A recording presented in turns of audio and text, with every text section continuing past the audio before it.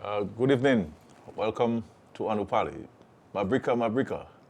Let me first of all extend congratulations to our Kananago brothers and sisters, our Kananago Braves, on the celebration of International Indigenous Peoples Day. I have followed and we've had a wonderful celebration in the Kananago territory. It's good to be back with you on another Sunday to discuss the issues that directly impact your lives, our lives. This government is working for you, and I look forward to being here at the start of every week to bring you up to date with our activities and our plans and programs to propel our country forward. We continue to operate during difficult, challenging times. The effect of coronavirus on world economies is spiraling, and as part of the global community, Dominica is certainly not immune. However, I am proud of the attitude we have adopted as a government to press ahead with purpose and vigor despite the challenges.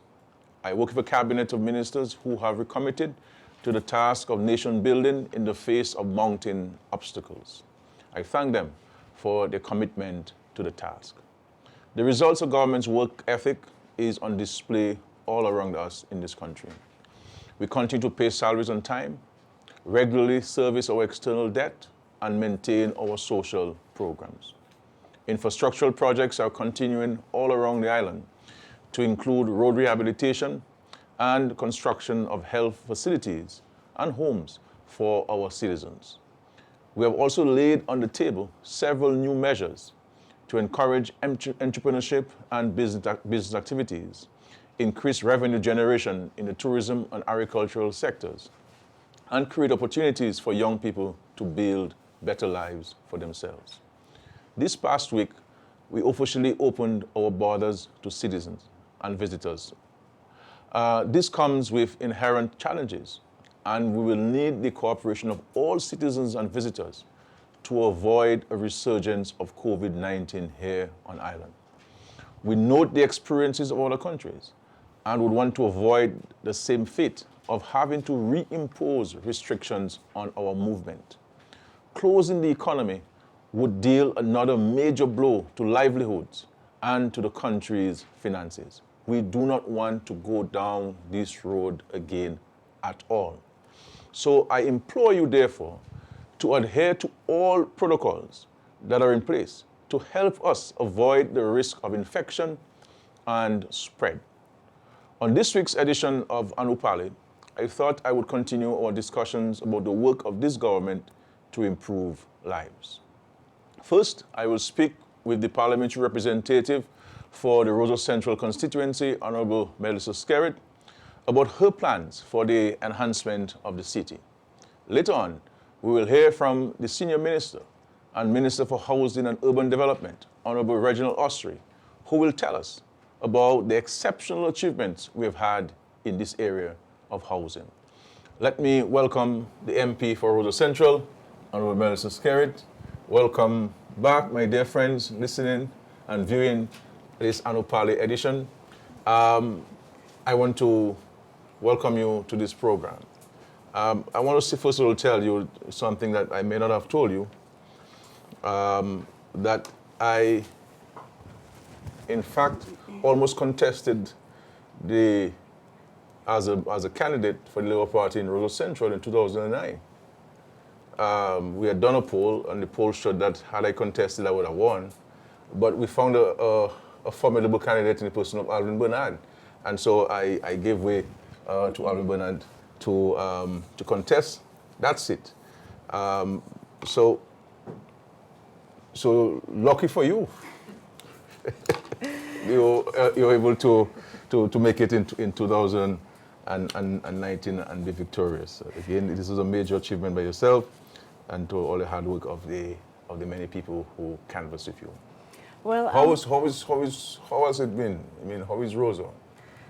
Well, I'm glad that you didn't contest the seat because that would mean that I would have probably missed the opportunity and I would not have been so privileged to represent the wonderful people of Roseau Central. But let me say good evening to everyone, to all my constituents. I know you're locked in. You've been calling me all day. I know you're excited to see me on tonight. To my constituents also in the diaspora, and I know my parents are locked in right now, so good night to everyone. And thank you for having me on this show.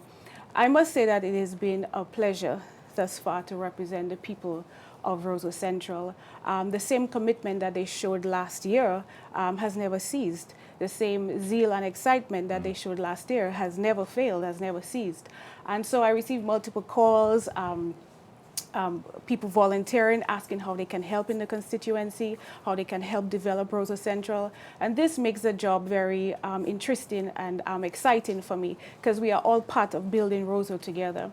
And one thing they did tell me to let you know that they were very pleased with the budget, as they said that, you know, there is something in there for everybody, and there is a lot in there for Roseau Central, and so they're very happy about this. And they're also pleased to know that what we spoke about during the election is now manifesting right before their eyes. Roseau is on the move, and there is a new burst of energy, and so we're all excited with our plans going forward. Well, I can see that you almost took over my program already, you know, so I can sense the excitement of the Roseau people. Now, so how have you adjusted to your new role? Because you're close to a party rep and you're close to the party leader, but it's one thing to be a party rep. Yes, it's one thing to run a campaign and it's, you know, to lobby people to ask for their support, and then to become the power rep, to step into the shoes of a power rep. There's nothing really that I think can really prepare you for a role such as this. And so I take every day in strides. Every day is a learning experience for me. And of course, I have the veteran politician by my side. So of course, things are a little bit easier for me. But it is a challenge. We did hit the ground running in the beginning of 2020, but as you know, COVID hit and some of my projects came to a halt. But I'm pleased to announce that everything has resumed. And, you know, as a first-time power rep, dealing with a pandemic, it was, you know, very challenging, and it was really a true test. But once you're passionate about your work, then it's fine. Things flow. Now, you have a number of roles and responsibilities. You're, of course, the PAL rep for Roseau Central. You are a businesswoman. You are a mother of two children who are watching. One who just died is here. And you're also the Prime Minister's wife. There's a number of very critical responsibilities. Can you tell your listening and viewing public, how do you juggle all of these responsibilities? Well, in fact, you missed out on a very important role, and that is a philanthropist, okay. My charity efforts. So I left this one. Okay. Yes, and that's something which brings me great joy. Truth be told, I've always been juggling different roles. I've always been wearing multiple hats. But that does not mean that it is not challenging. It is challenging at times. It can be overwhelming. But once you love what you do, I love politics. I love helping people. I love what I do. And so it's really about managing time. And sometimes you would see me, I would be at a site visit or a function. I'd have to leave to go call my children to see if they're okay. Or sometimes they would actually be on the site visit with me. And so there is a lot going on. It can be overwhelming. It can be challenging. But I love what I do, and everything combined just makes life more exciting. Very well said. Thank you. You have to be in the kitchen to feel the heat, I guess. You know? Exactly. Now, you know, politicians, you know, people when they're not politicians, they go about doing the things, and then they become a politician, a pal rep, and sometimes they forget what they did before and so on. But you manage a charitable organization. Have you abandoned ship? Have you abandoned that program? No, not at all. In fact, I have redoubled my efforts, and especially in time of this trying times during COVID, we're actually expanding some of the programs that we have. We started off with a feeding program for the homeless in the beginning of this year. And this is currently ongoing. And we are currently looking for a permanent location, actually, where we can have a kitchen to better serve the homeless. So if anybody knows of a place that is reasonable enough, or even better yet, for free as your contribution to the cause, please let us know. I really want to take this opportunity to thank Malcolm Stevens and Sons because he has given us weekly supplies, and he's just a very, very generous guy. I remember I usually go to his business space to purchase our ham and our turkey for our constituents at Christmas time, and he would always make a contribution, and so that I'm really thankful. He's always willing to help with any social programs that we have. So the charity aspect of it is my passion, and more so now during this pandemic. And I need to extend a helping hand to our single mothers, our children, our back-to-school program, my back-to-school program. And I know quite a bit of people have been asking about this. My scholarship program for September is on. And so you can go to the Labor House and apply, and you will receive a call, and multiple school bags and school supplies will be given to hundreds. Well, right now we're in the thousands because we are extending, we're not just focusing Roseau Central, we're extending beyond to different constituencies. And so this is one of my major programs, which will be in September. My elderly program has been ongoing, as well as my baby program that has been ongoing throughout this year. And in fact, my elderly program, this is one we're looking to expand by equipping our elderly people with hurricane preparedness packs. So I definitely did not turn a blind eye to it. In fact, this is a time when we need to double up. But there's some people out there who have assisted in financing some of these programs, especially the back-to-school program. Oh, yes, actually. I'm glad you mentioned that. I eavesdropped on your discussion, so that's why I'm able to. As always. Yes, actually. I'm glad you brought this up. I forgot to mention Tranquility Beach. Mr. Ian George is always willing to assist. And Ian Edwards, sorry. Yeah. Always willing to help. And as well as MMCE. And Mr. Lewis from Jay's Bookstore. And he's a man that I really want to single out. Mr. Lewis goes about his way very unassuming, and but he has been very generous, very giving. In fact, he was the one who called me and said, are you having your program? I would like to make a contribution. I would like to be able to sponsor some scholarships for some students to go back to school. So I want to say, Mr. Lewis, thank you so much. The people appreciate your efforts, and we are truly grateful for your assistance. Thank you. Now, what other initiatives are you working on in Roseau Central? During the pandemic, we focused mainly on providing families with packages. And we distributed packages to every household in Roseau, and this included agricultural produce, food items, even fresh fish. So this is an initiative that went on for quite a few months. This month, you will see that our college students and our high school students will receive free laptops, thanks to the government for this initiative. I know that the students heard about it and they are very excited, as it will aid in helping them to do their research, and as we go into Zoom online classes right now. Really, there are a lot of exciting programs and initiatives for Roseau Central. One of the most pressing issues for the people of Roseau Central is the issue of housing. And this is something that we have tackled head on. With this program, multiple people are employed under the housing program. You will start to see the transformation of Roseau, because as we develop residential Roseau, we are also developing commercial Roseau. And with commercial Roseau, you've seen lately we gave out the 16 keys for the 16 kiosks, 10 on the Roseau River Promenade and 6 on Charles Avenue. And so this is 16 new entrepreneurs who will start a brand new business. We also have the free public restrooms, the first set you will see on the River Promenade. And this is something that we are going to further develop, having public restrooms in strategic locations across Roseau, by the bus stops, maybe along the Carnival route. And so it would be a lot easier for mothers who come from the country areas with children, or pregnant mothers who come to the road to town for the day. They know that they would have access to a restroom facility. Of course, urban gardens, this is something that we are going to undertake to enhance the aesthetics of the city, using the abandoned lots. The resurfacing on the roads that you have seen on the major arteries in Roseau, like Independence Street and Kennedy Avenue and Victoria Street. We have the ongoing social programs. Some of it I mentioned already. We are developing sports.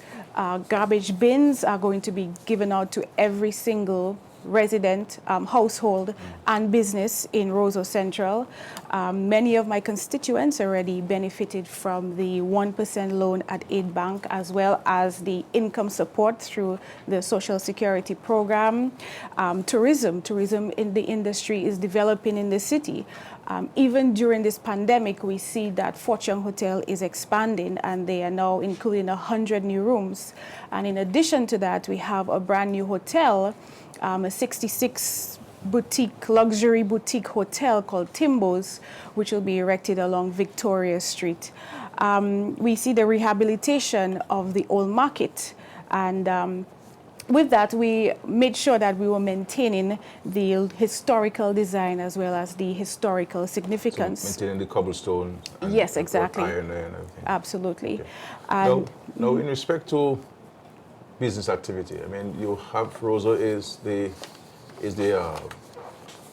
business center of the country, and I know, having been associated with Roseau for so many years, the number of small businesses and medium-sized enterprises in Roseau. What do you intend to do to assist with creating more opportunities for business owners in the city? Well, first of all, the Roseau Enhancement Project will certainly assist in enhancing the ease of doing business in Roseau Central.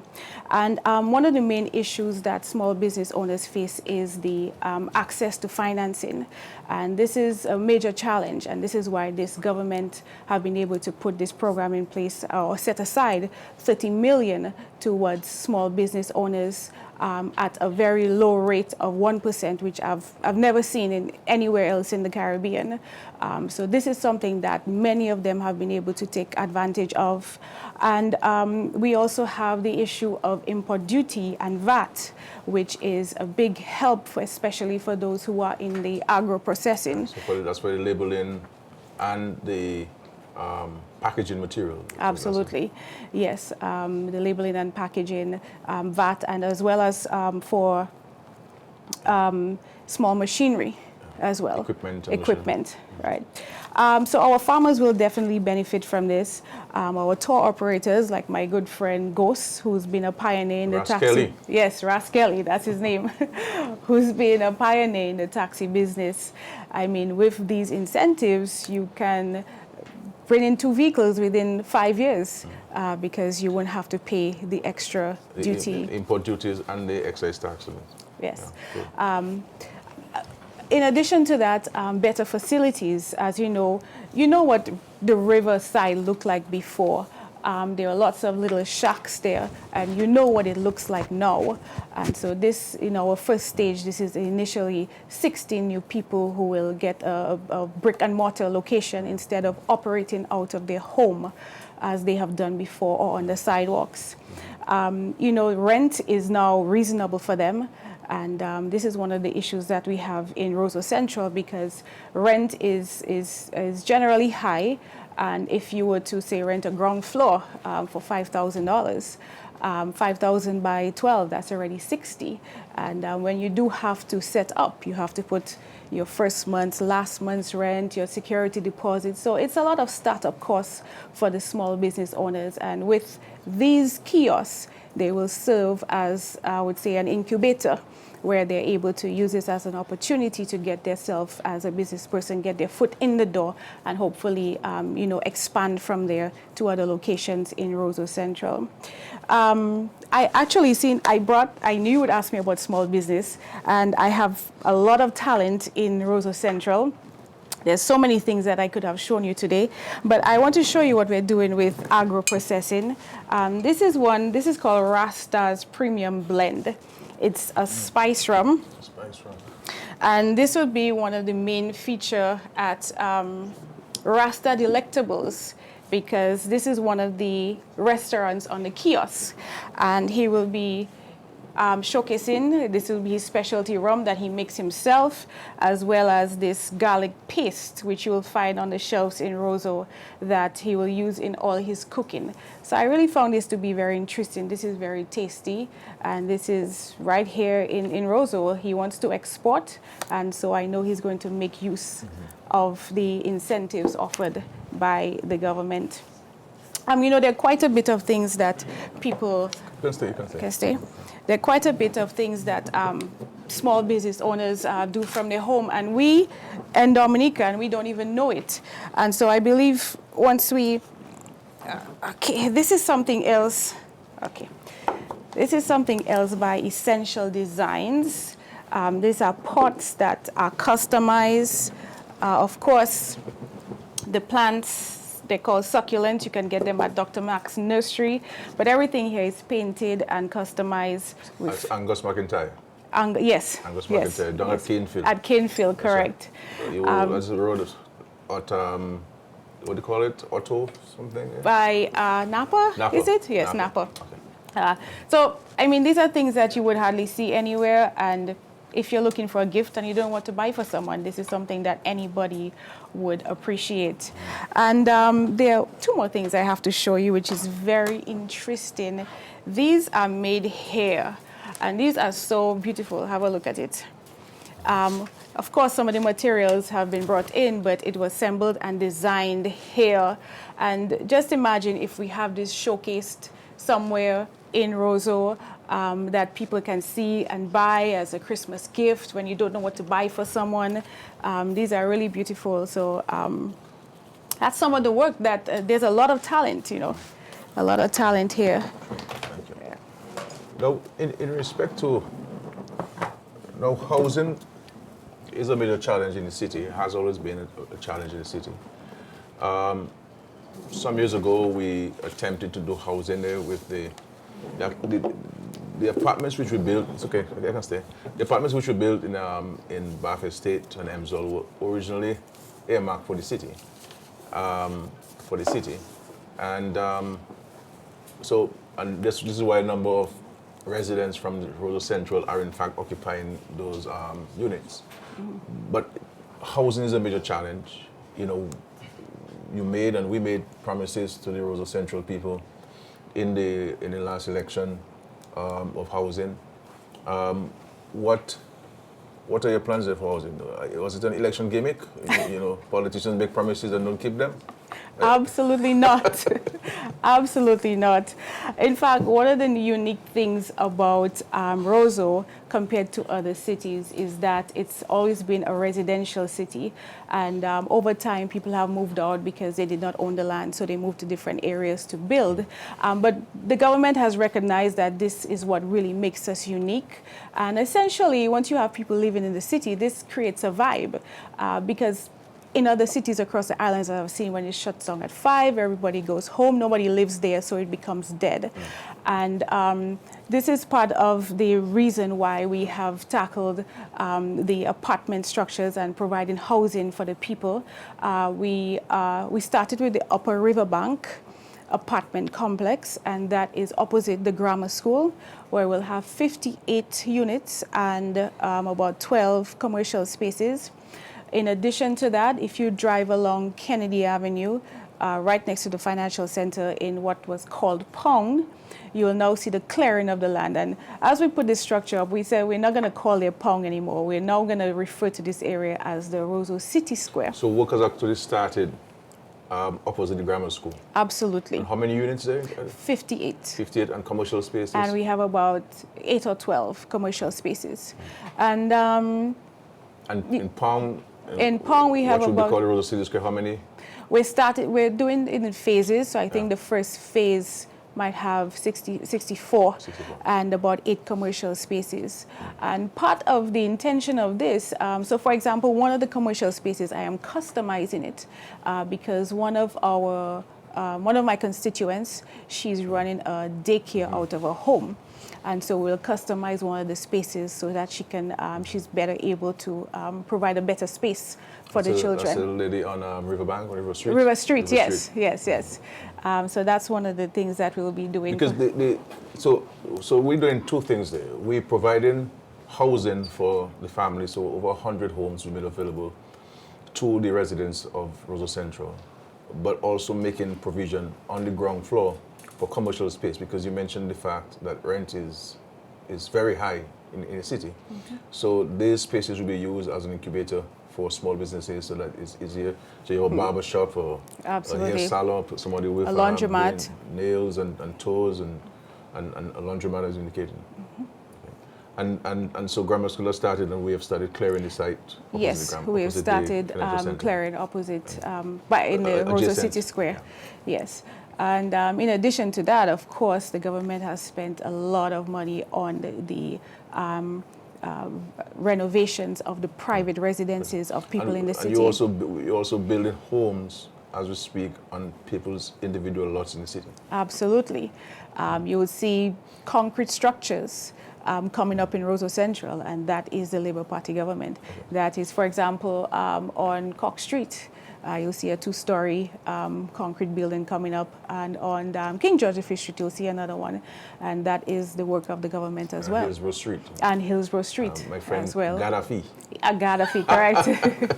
Yes. And Roy Mitchell is completing it there. Yes. Okay, very good. So it'll happen, and maybe I may have to speak to the Minister of Housing on that. Yes. On this issue.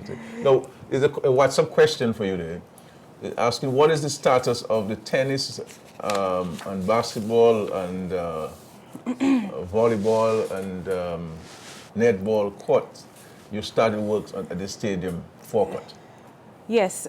So the infrastructure. Was it a vote catching thing? Absolutely not. No, you get the people to vote. You abandon No. I'm a woman to my word. Okay. Okay. So the infrastructure is there already. The concrete works have already been done, and it came to a halt. Of course, we had to stop when we had to host Creole Festival, and then after that it was Carnival, and then after that it was COVID. But all the accessories are already on island, and it's just a matter of installing that. So very soon, maybe as soon as the end of this month, we'll have everything up and running.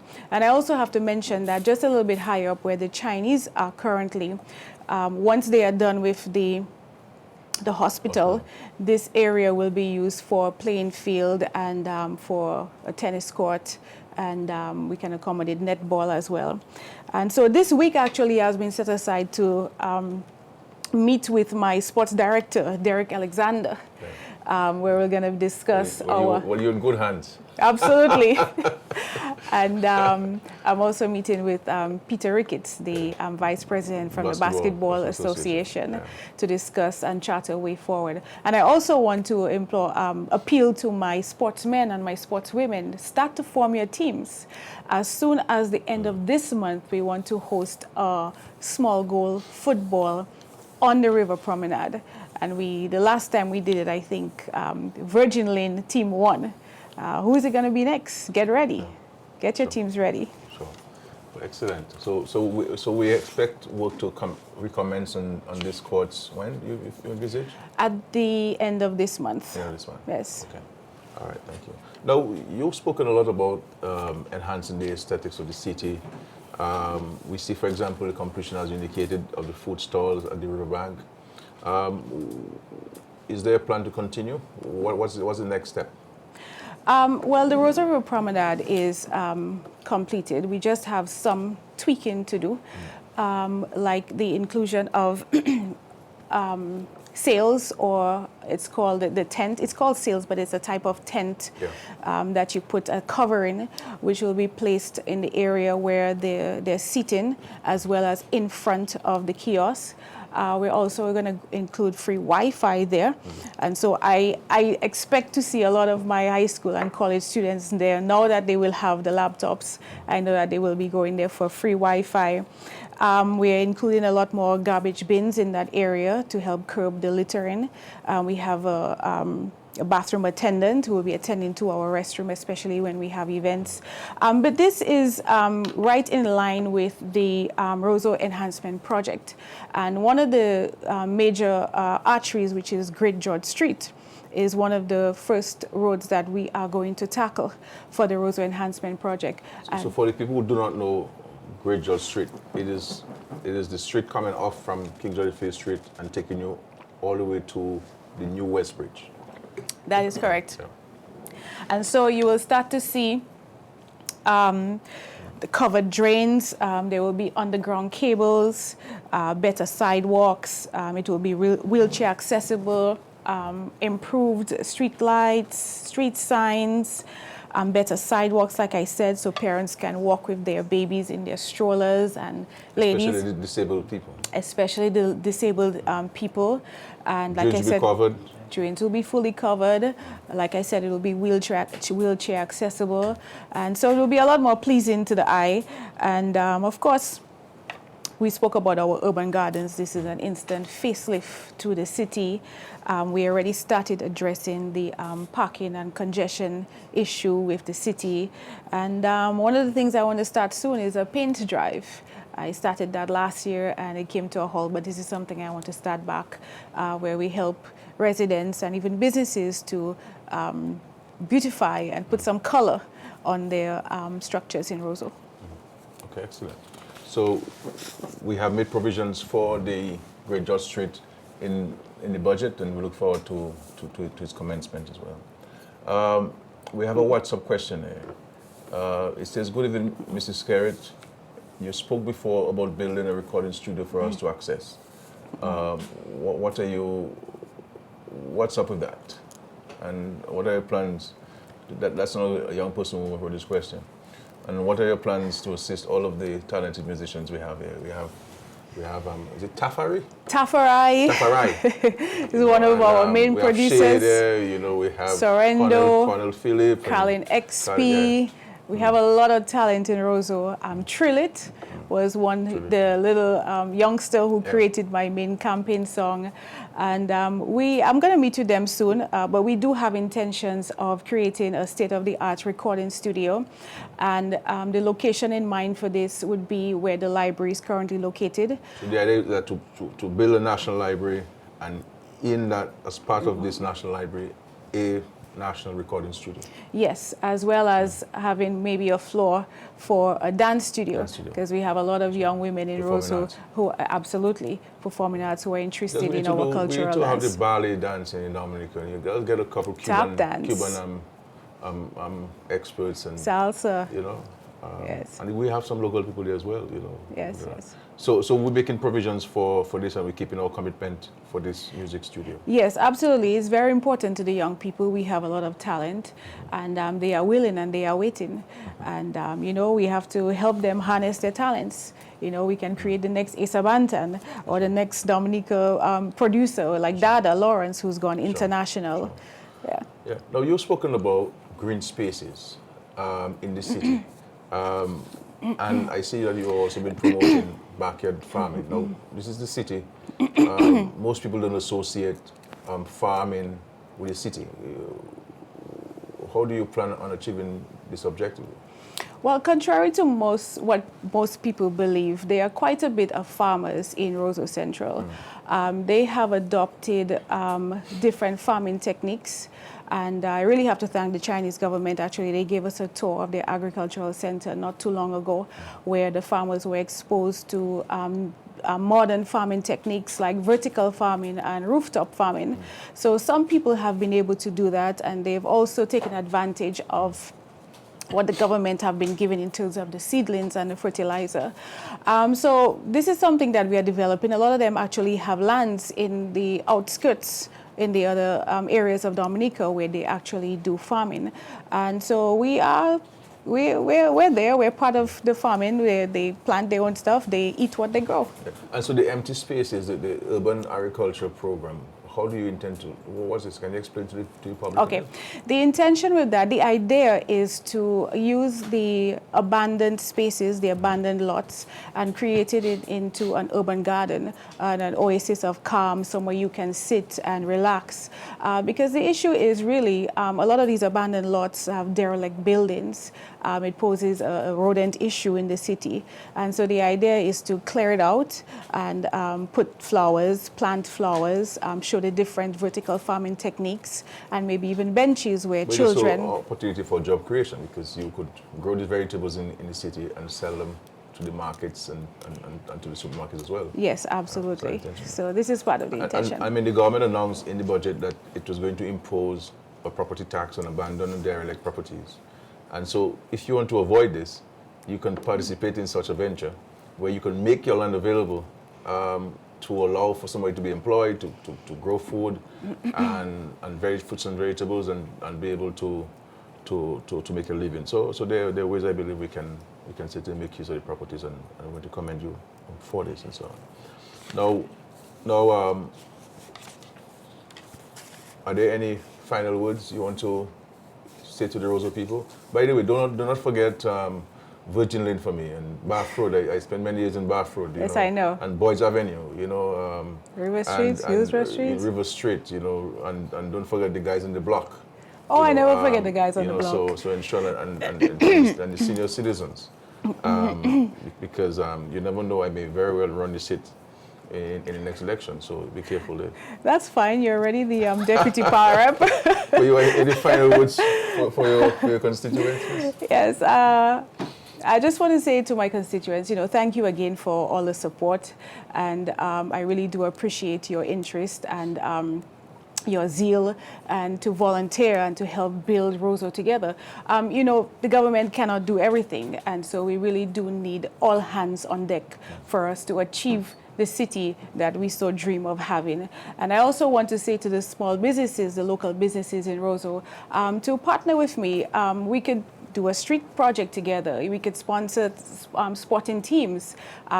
Roseau is, as a business person, I actually spend most of my time here, even as a child growing up. And as a business person, you're always in Roseau. It's like your backyard. So work with me, and let's continue to develop our city into a model city, like we say, so long that we have been waiting for to achieve this. And of course, we'll be renovating and repairing the fisheries complex, and the fishermen, they will benefit from this, improved access to facilities and to ice making. Absolutely. The farmers, they're not much commercial farming in the city, but you have a number of farmers who farm outside of the city, and many of them have told me they've benefited from the government program financed by the World Bank, and they're very pleased and excited about this. So Roseau Central is looking up, the city is looking up, and we commend your efforts, and we look forward to greater things for the city. By working together, I believe much can be achieved and so forth. Were you nervous and so on? People tell me they get nervous when they come. Of course. I am easygoing and so on. Remember, you're a veteran at this, I'm a newbie. All right, okay. But I'm learning, I'm getting there. Right. Thank you very much. Thank you. Pal Rep for Roseau Central. I am sure all your constituents have been following, and I hope I've been kind to her on this program. And we look forward to working with you in many different areas in the city and so on. And thank you for accepting my invitation to be in this program. And I hope to visit some parts of the city with you at some point. There's so many friends I have there I need to see. Thank you. Thank you so much. Wonderful evening. You too. Thank you. We'll take a break. I'm Godadostri of Girodel. Come back. My farm is maybe about a mile away from the village, and the name of the farm is Calet Monvue.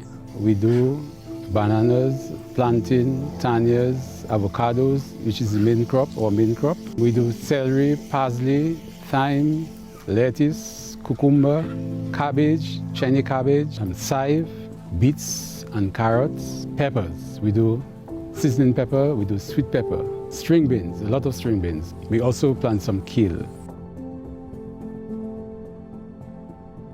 We got some assistance from the World Bank, which we put into use already. We used quite a bit of the inputs which he gave us. In planting bananas, tanyas, we gave the avocados a good shot because they really needed that, good shot of fertilizer. And then it's very little remaining in the fertilizer.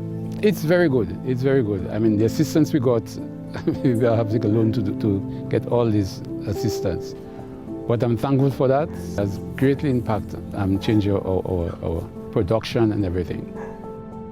We got some sweet pepper, we got some carrots, we got some string beans, we got some beets, we got some corn also. We felt malaria very bad, very, very bad. It took us about 3 weeks before we could go to the market because we were not, the roads were not good. The roads were not good. And then in that time, government assisted us, and so we got some concrete. The funds that came in, we were able to pay people to help us. You see that road you just used to come to our home? We did it. I don't think we can complain much. I don't think we can.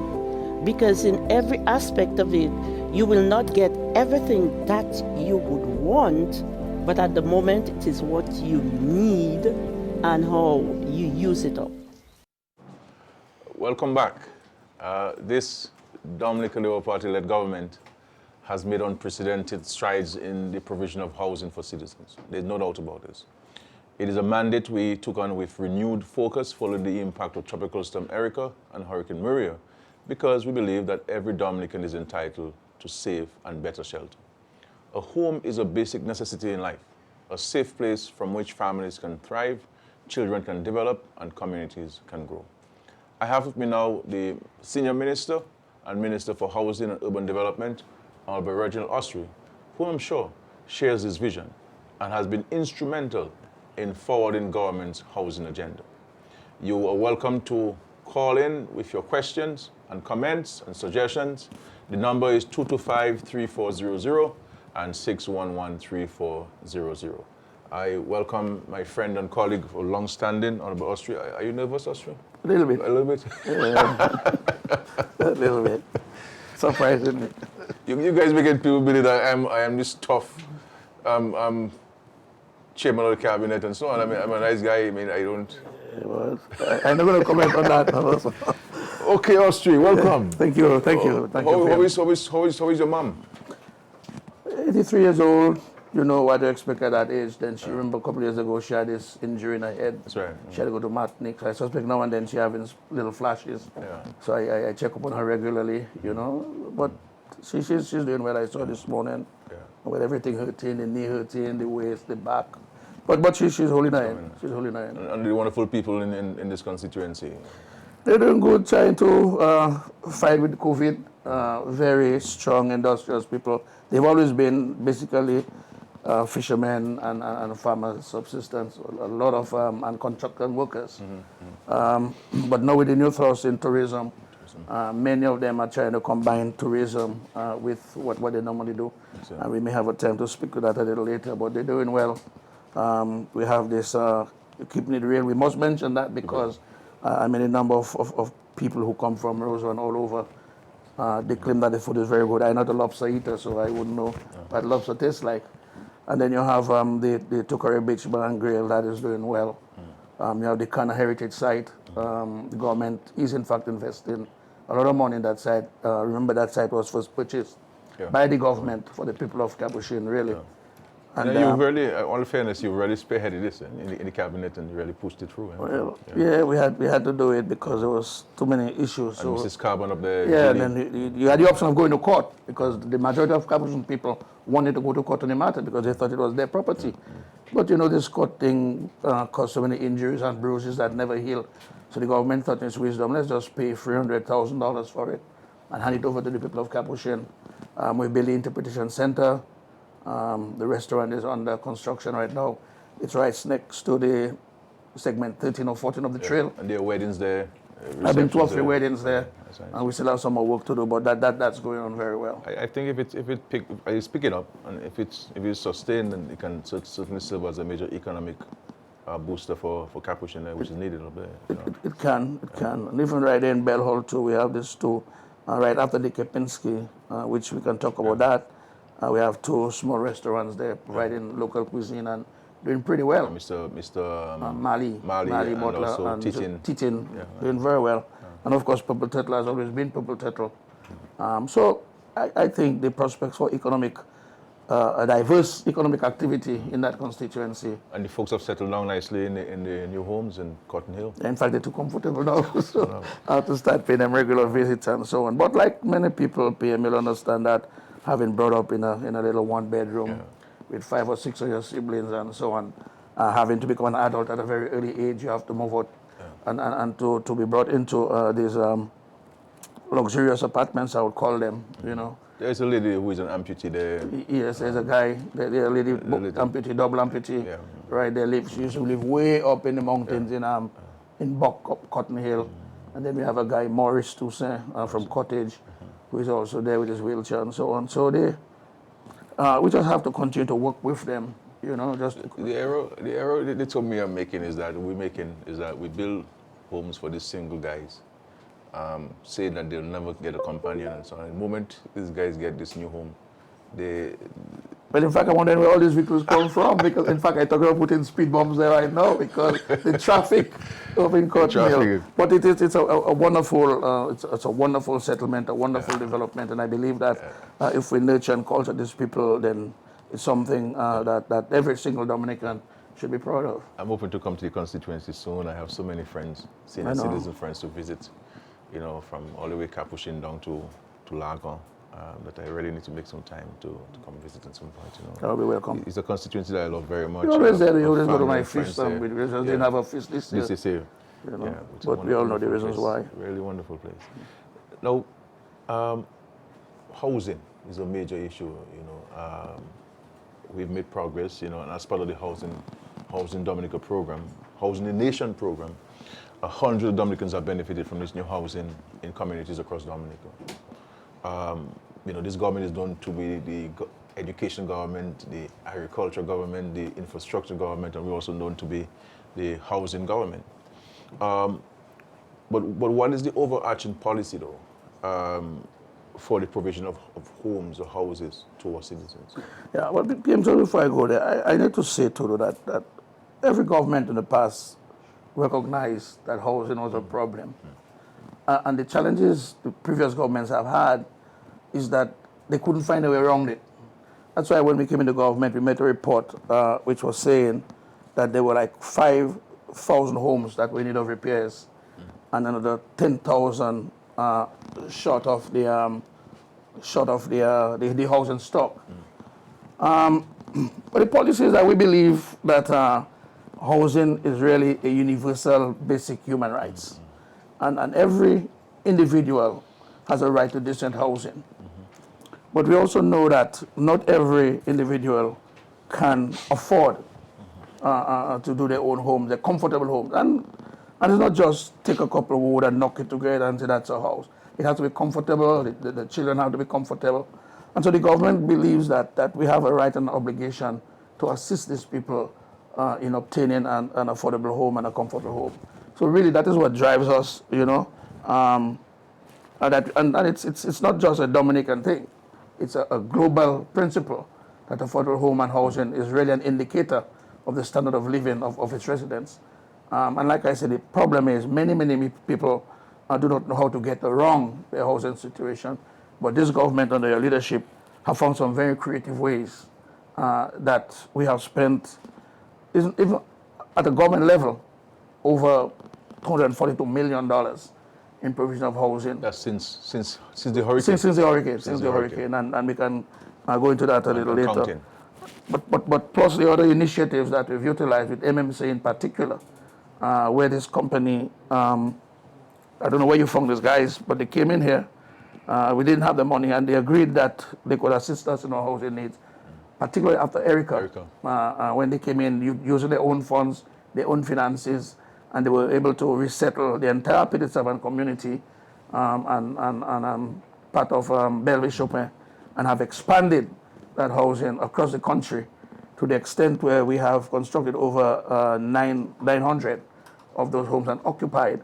And in this financial year, we're hoping that we can do another 200 or 300. So we're hoping by the end of this financial year, we would have passed over 200 homes since Hurricane Maria. Yes. So, and people have criticized the government for its housing program. How do you respond to this kind of criticism? Well, PM, unless somebody can tell me how else you can help people to live a comfortable life, those that are less fortunate than us, those that were not endowed with all the luxury that some of us have, unless somebody can tell me how else they would fund the housing program to meet the needs of the less fortunate, the underprivileged, the double amputee, the guy Morris who had his family to look after renting a home. But you also provide homes to working people. Right? We do provide homes to working people. Yeah. We can speak to the monies put at the aid bank and for public officers. And government housing loan and the board. government housing loan board. We can speak to that. And we can also speak to the challenge that the government put out. I think it was in our last budget when we challenged the private sector and other institutions to come with the government, partner with the government to provide homes for higher income earners. So, is a phone call? Hello? Let's take a phone call, Austria. Hello? Welcome. Hello, good afternoon. Hello, welcome. Yes. Who am I speaking with? Well, you're speaking to the person you call. I think you're calling Roosevelt Skerrit. Yes, PM. Yes, my friend. It's the all-rounder. The all-rounder. Yes. Tell I've me. been trying to get in contact with you for a long time. Okay. So you want to speak to me privately? Yeah. We have a number, so we'll make sure we give her a call after the program. She said she wants to speak to me. Yeah, Austria, go ahead, please. Yeah, so PM was saying that we have catered for every strata of the society, even people in diaspora. We have come up with a scheme where if we can find the partnership, and we're talking to the Dominican Social Security. Sorry, phone call. Hello? Hello? Welcome. Yes, good evening. Good evening. Hello. Yes, good evening. Go ahead. We're here. Well, I would like. That is the Prime Minister. Yes, ma'am. That's Georgiana Phyllis calling from Point Michel. Yes. Yes, I'm Georgiana Phyllis calling from Point Michel. Yes, ma'am. Go ahead, please. Your question for us? Yes, from Point Michel. Yeah. Well, it's Georgiana Phyllis calling from Point Michel. Go ahead with your question. Please. Yes, Please lower down your television or your radio. Yeah, the volume, please. I'm congratulating you for what you are doing for Dominica. Yes, ma'am. And I would like to speak to you privately, please. Privately. I'll call you, okay? That's Georgiana Phyllis. That's Mattia, daughter. I know you very well, very, very well. I know you very well. So Okay. I will give you a call. You know me. I'll give you a call, okay? Please, Sure. it's urgent. Thank you. Sure. Thanks. Sure. All the best, huh? Good evening. Good night. Yeah, Australia. Yeah, PM was saying that under the MMC arrangement, we have constructed about 996 homes, 96 units all across the country. Under the Sustainable Housing, which is another program that we introduced right after Hurricane Maria, when we were in a rush really to get people rehoused. We got this company in Barbados doing resilient homes. We contracted them to do 1,000 homes. Out of those, we have done 112 in specific areas like in Point Michel, in the Cardinago territory, in Hillsborough Gardens, and in Cochrane. For the MMC, we've done Jimette, Granby, Belvedere. We're working now on Upper River Bank, working on the Pong, as was said by the PAL rep, Georgetown, Courtney, Bellevue, and on the East Coast, where we built over 322 housing units, housing 322 families, and of course the 353 that we built in Belvish Supervision of PD7. But on our own local resources, we have also done 1,029, of which 736 have been completed and handed over, and then another 273 or thereabout. Under construction. Under construction. Just And recently, then you also have we're hoping to start very soon, the World Bank. the World Bank project. That is well on its way. We're in the final stages now. We have one of the conditions for those houses is that you have to publish the names of the recipients that qualified and passed the test. And we have 90 of those that are being published as we speak. We have a list right here. And then we have another 1,300 that were rejected because there are set criteria set by the World Bank for the utilization of the funds. And then we have another 1,400 which have to be reviewed. But just to say that the first 90, they have been approved, and once they're published, then very shortly we'll get into construction mode. Because we've done all the processes, we have contracted the architects and the supervisor for this project. That's correct. That was delayed. Yeah, that was delayed because we also had to renegotiate with the World Bank. That's correct. Because the original cap was $50,000. $50,000 per home. per home and now 3,000 square feet. It's now to what? It's now It's now 125,000. But PM, you've been very modest with that. It was because of your intervention, like I said in the Parliament. And when the World Bank sets the conditions, it's a closed shop. They don't normally shift and renegotiate. But you were able, based on the extremely good relationship that you have with the World Bank, you were able to, with several discussions and several emails and memos and letters, we were able to get them, even after having signed the financing agreement, we were able to get them to reopen and to reconsider some of the issues that we were not happy with, and they complied. One of the unique things about the World Bank project is that it's more owner-driven, where the owner, having met the criteria, even have an opportunity to decide which contractor they want to work on the building. From a list of approved contractors. That's approved contractors with the Ministry of Housing. Yeah. So the homeowner will be given that list, and they have an opportunity, under direction and supervision, of course, to decide who they want to really assist. A very unique arrangement that was forged with the World Bank. Yeah. Now, we build homes. People get keys. How do they get a key? I mean, do they pay? Do they get a treasury something? Up to this point, the homes are given absolutely and totally for free. Okay. And the government has been criticized a lot for giving out all these free homes. I believe personally, and that's something that the government will have to deal with. In fact, there's a cabinet paper that I'll take to cabinet in a couple of days. It's ready. I was doing the draft over the weekend. And with all the issues surrounding COVID and the scarcity of funds and the redirection of funds, government will have to seriously consider its approach. Like, for example, insurance. These homes are still the property of the state. And because of that, it's left onto the state to insure those properties. Now, we all believe that insurance is expensive, $200 a month and so on. But we believe with the type of housing, with the resilience built in there, hurricane resilience, we believe that we can negotiate with a company to give us the best possible deal, of which the homeowner will have to participate, even not to the fullest extent, but they have to make a contribution to the insurance of those homes. Because if those homes are hurricane resilient, but I mean, the galvanized, you have a concrete roofing, so you'll be forever safe, but you can lose the galvanized and you can have other infrastructural a missile could come and break the window. Although the windows are really, how do you call them? Impact resistant. Yeah. But you never know. I mean, nobody knew what Maria could do. Yeah. But so you're looking at reviewing the policy and making, with the intention of making people contribute something. Yeah, it's not a payment. It's nothing to frighten people, but just to make a contribution.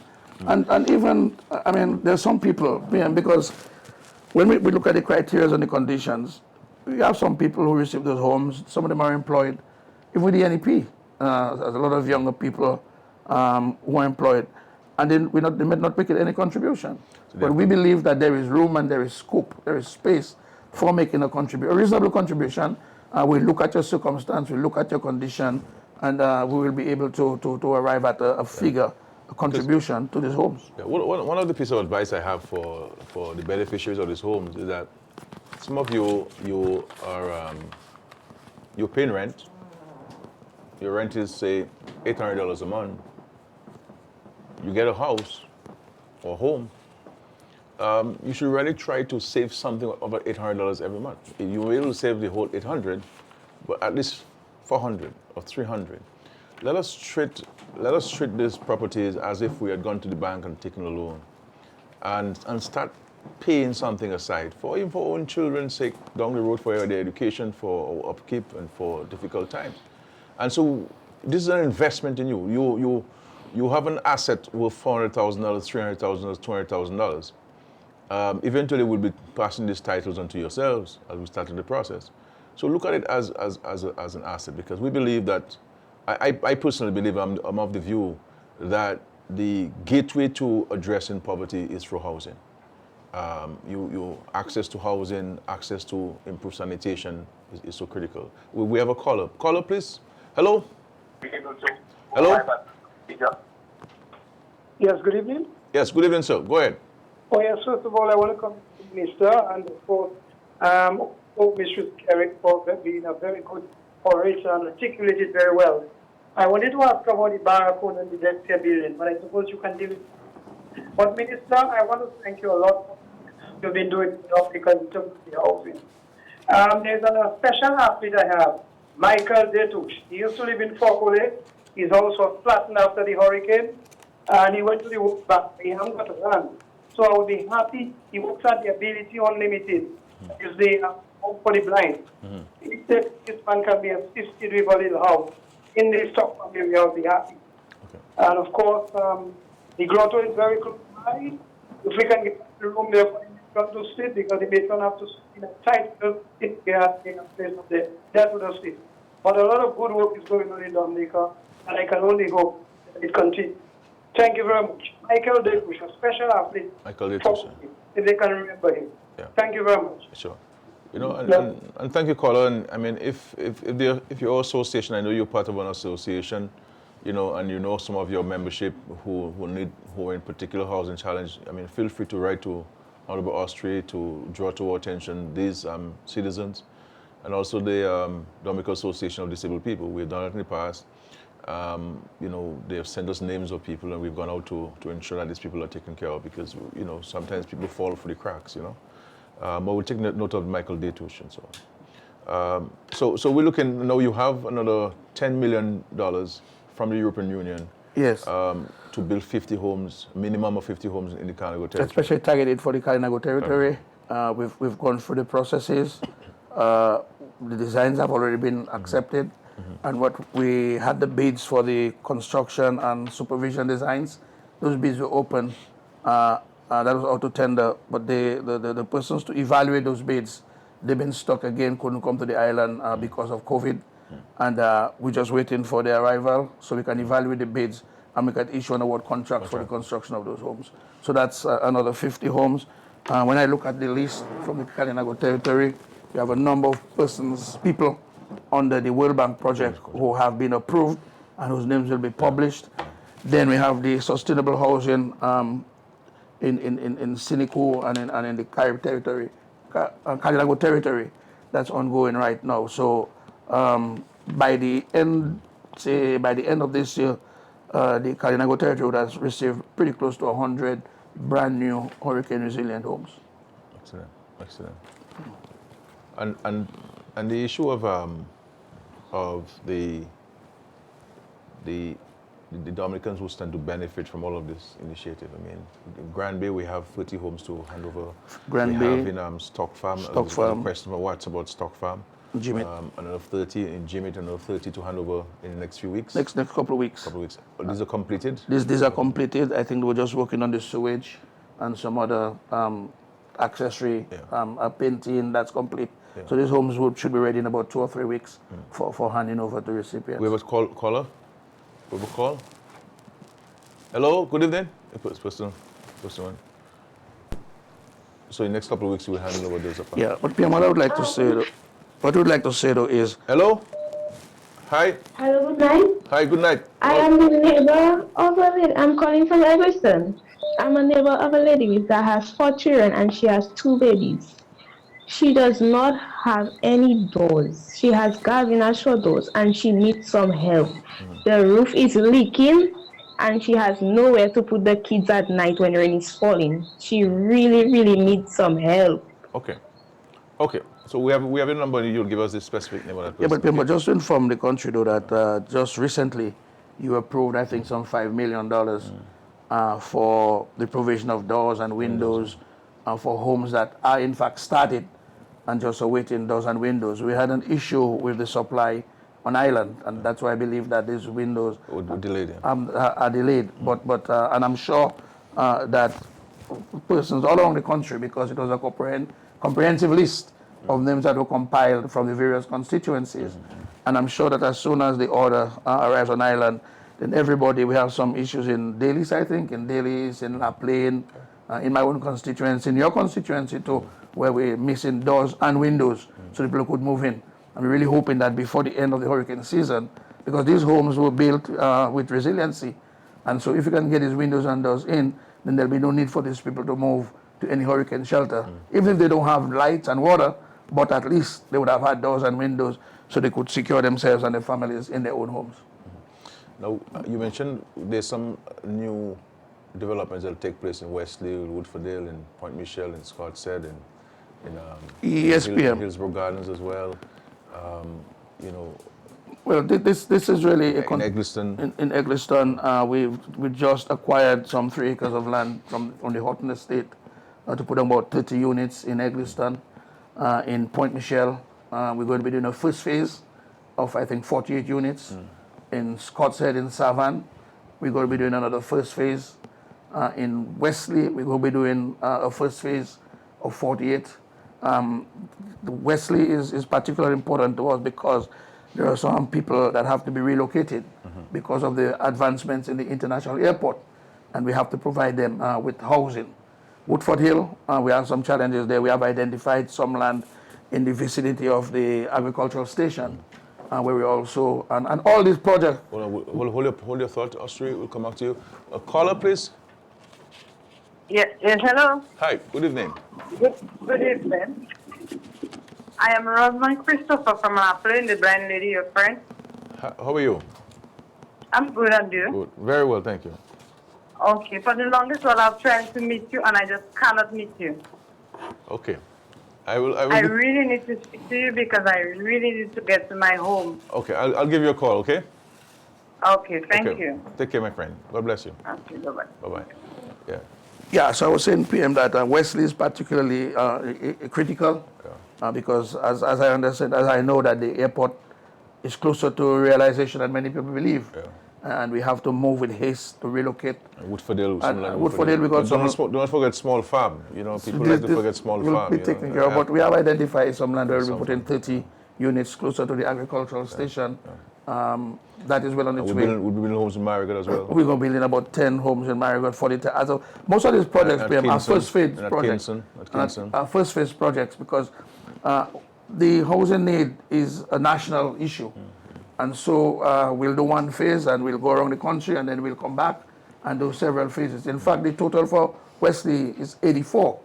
And all the plans are there for 84, but we'll move with 48 because we don't want to put 84 in one village and right next door in Woodford Hill, they have none. So we have to be strategic. It's like Point Michel. We will put 84 in Point Michel, 8 buildings, but then you put 84 in Point Michel and none in Savannah that have a Scott's Head that have a dire need. So we will be working simultaneously on meeting the requirements of almost every community on the island. Okay. So this is a number of these projects coming on stream. The number of these projects coming on stream. The World Bank, the European Union. Utilizing this MMC, the sustainable homes. That's correct. And also those that will be. And all those projects will be happening on or about the same time, using various contractors, local contractors where available, and we can speak to that because we're looking at that at the financial contribution made to the economy by the employment of local contractors and foremen and laborers and the purchase of building material. It's huge. It's a tremendous contribution to the economy.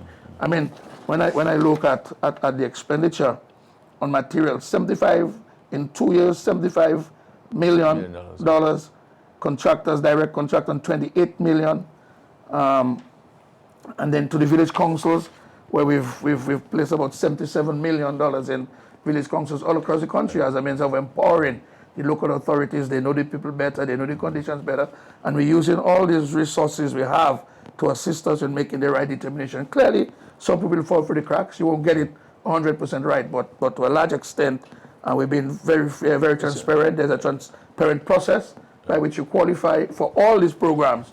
There are processes put in place, systems put in place to ensure that we capture the most vulnerable. Sure. Caller, please. Hello.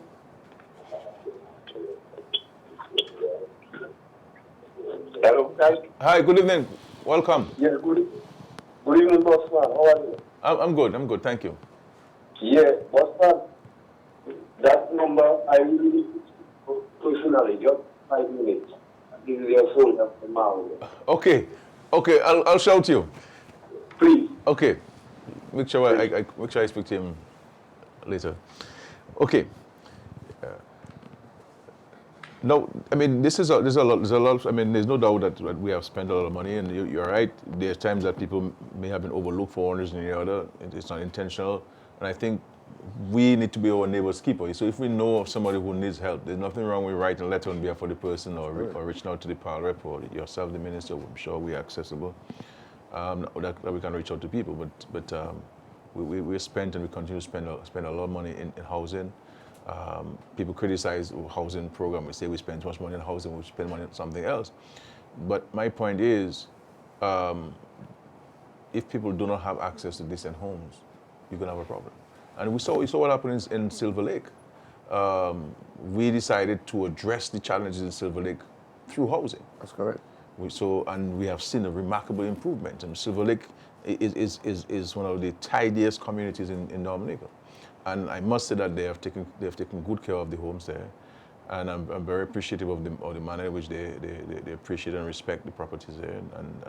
And this is the same thing we have across the country. That's correct. In the Carnago territory, in Cassie Bruce, in Saint Sylvain, in La Plaine, where we build these homes, and we look forward to this. We also have to do the relocation of the folks from Campbell as well. That's correct. We have some lands in We're Warner, looking at that. and also some building of some homes in Canefield We're looking East. at Canefield East, where government owns the land. Massacre, particular challenge as well. Because you see, PM, in the East in particular, we had to do a lot of acquisitions. So we can deal with the cost of the homes, but we have to also deal with the cost of the land, because there's so much limited land, particularly in the east of the country, that we have to acquire lands which would form part separately on the cost of the package. All over, really. I mean, because we have to acquire in Rosa South, we acquire in Rosa Central. in Rosa Central, in Scottsdale as well, 3 acres of land there. But PM, but what I like about Rosa Central is that we're not only going to build homes, but we have to build homes to relocate the people who live in Pong. Almost every single pod in Pong, even those that we've paid, or we have agreements with them to pay for their lands. We didn't just send them on the street to find a home. We had to supply homes. All these people who lived in these long houses by grammar school, we had to spend hundreds of thousands of dollars to build accommodation with washrooms, with lights, recreation, to ensure that we could move them. We didn't just put them out. We had to take our time and look after their needs and to build homes for them that really they have communities and they can live. And you recall also our war on pit latrines. Pit latrines. And we were heavily criticized. There's a song Skerrit in the toilet or something like that. 3 years after we launched our program in Dominica, the United Nations launched a global war on pit latrines. And so we were always forward thinking with the housing is concerned. The regularization of squatters, selling land to people who were squatting government land for $1. This has empowered people. And people have been able to use those lands and go to the credit union and financial institutions to acquire loans because they now have an asset. And so the number of things that we have done in empowering people and people who never had anything, and many of whom would never be able to have anything in this country, this government has certainly provided something to them. And there's a lot has been done. We still have more work to do, and we shall remain committed to that. Yes, you were saying, Australia. Yeah, PM, also though, before we forget, we have to thank the local private sector who have partnered with us in this endeavor. Because I know instances where we owe these guys $3-4 million in terms of material. I mean, I can speak to the situation in Portsmouth. We have right now, there's still plumbers and electricians who are part of the housing program in the sense that they will go out there, they'll do the job, and they won't ask you for money tomorrow morning. I mean, they've been owing some guys, and it's nothing that 6 months. Because, I mean, this country does not have a lot, like people believe that we're sitting on a largesse of money, whether it's through CBI or otherwise. You have to find the money, you have to raise the money, you have to earn the money. And I really want to thank all those people. Just hold on, Austria, a caller. Hello? Person went up. Okay, please. Yeah. So PM, so we really need to thank our partners, and I call them our partners. And I don't want to start calling names tonight because you don't want to offend anybody. But there's some that are outstanding. Telephone call. Hello? Good evening.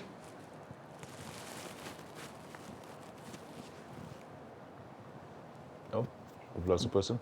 Yeah. PM, so I can say, you know, in the North in particular, I mean, M&R Trading and Rudolph Thomas have been exceptional in their support for government's program. Had it not been for them, we probably would not have achieved so much in terms of housing. I'm sure in Roseau also there are some businesses and merchants who have been very, very exceptional and cooperative with the government in executing that program. Now, also we build these homes and then we end up handing over these homes to people. How can you tell the public how can one go about accessing these homes? Is there a form? Where are these forms located? You know, what's the process in the selection and so on? Yeah, PM, there's an application process. There's a prescribed application form that is a national form. Everybody uses it. And you go in there and you fill out the application form. And there's certain thing, name, employment, number of persons, families. We have a call? We have a call? Hello? Good evening.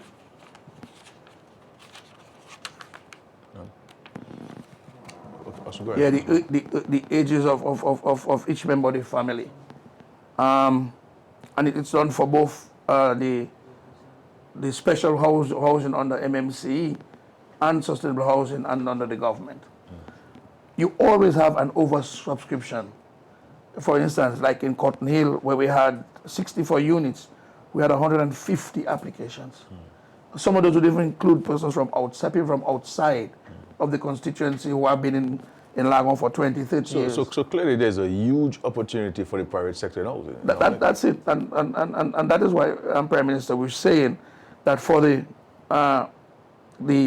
upper level public officer and people in diaspora, there's an opportunity where the government can put in its land. We have land in Cotton Hill, we have land in Wesley, we have land all across the country. And we're asking the private sector, whether it's individually or form a group, a consortium, let's put it that way, who would come together, raise the financing, and they can go out there and build these homes. Because there are people who don't want to go and build a home. It's stressful, it's a headache, they prefer to buy a home. So come back to the person fills the form. They fill the form. They submit either to the Ministry of Housing or they submit to the Ministry of Housing. The Council office or the constituency office. There's a select, so it comes, okay, it's filtered, then it comes to the Ministry of Housing. Yeah. When it gets to the Ministry of Housing, there's a select committee. The committee that selects of public officers who go through painstakingly, who goes through the list. And sometimes they visit people's homes. And they go to, most times they go there, they interview the people at their homes, they sit, they look at the housing conditions, and based on that, they make a recommendation to the government. We could come to this now. Hello, caller. How are you? I'm very well, thank you. What about you? I need to oh my, I'm going on so long. Right, so I'm calling. Well, I have stopped over with I have to hold the stress for that. When I called,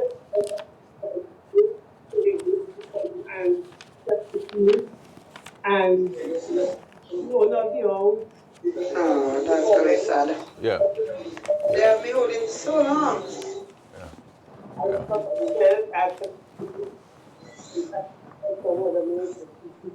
how I live in a place, safely, comfortably, and prevent my things.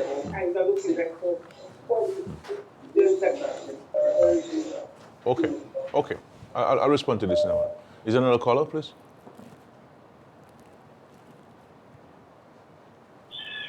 Hello? Hello?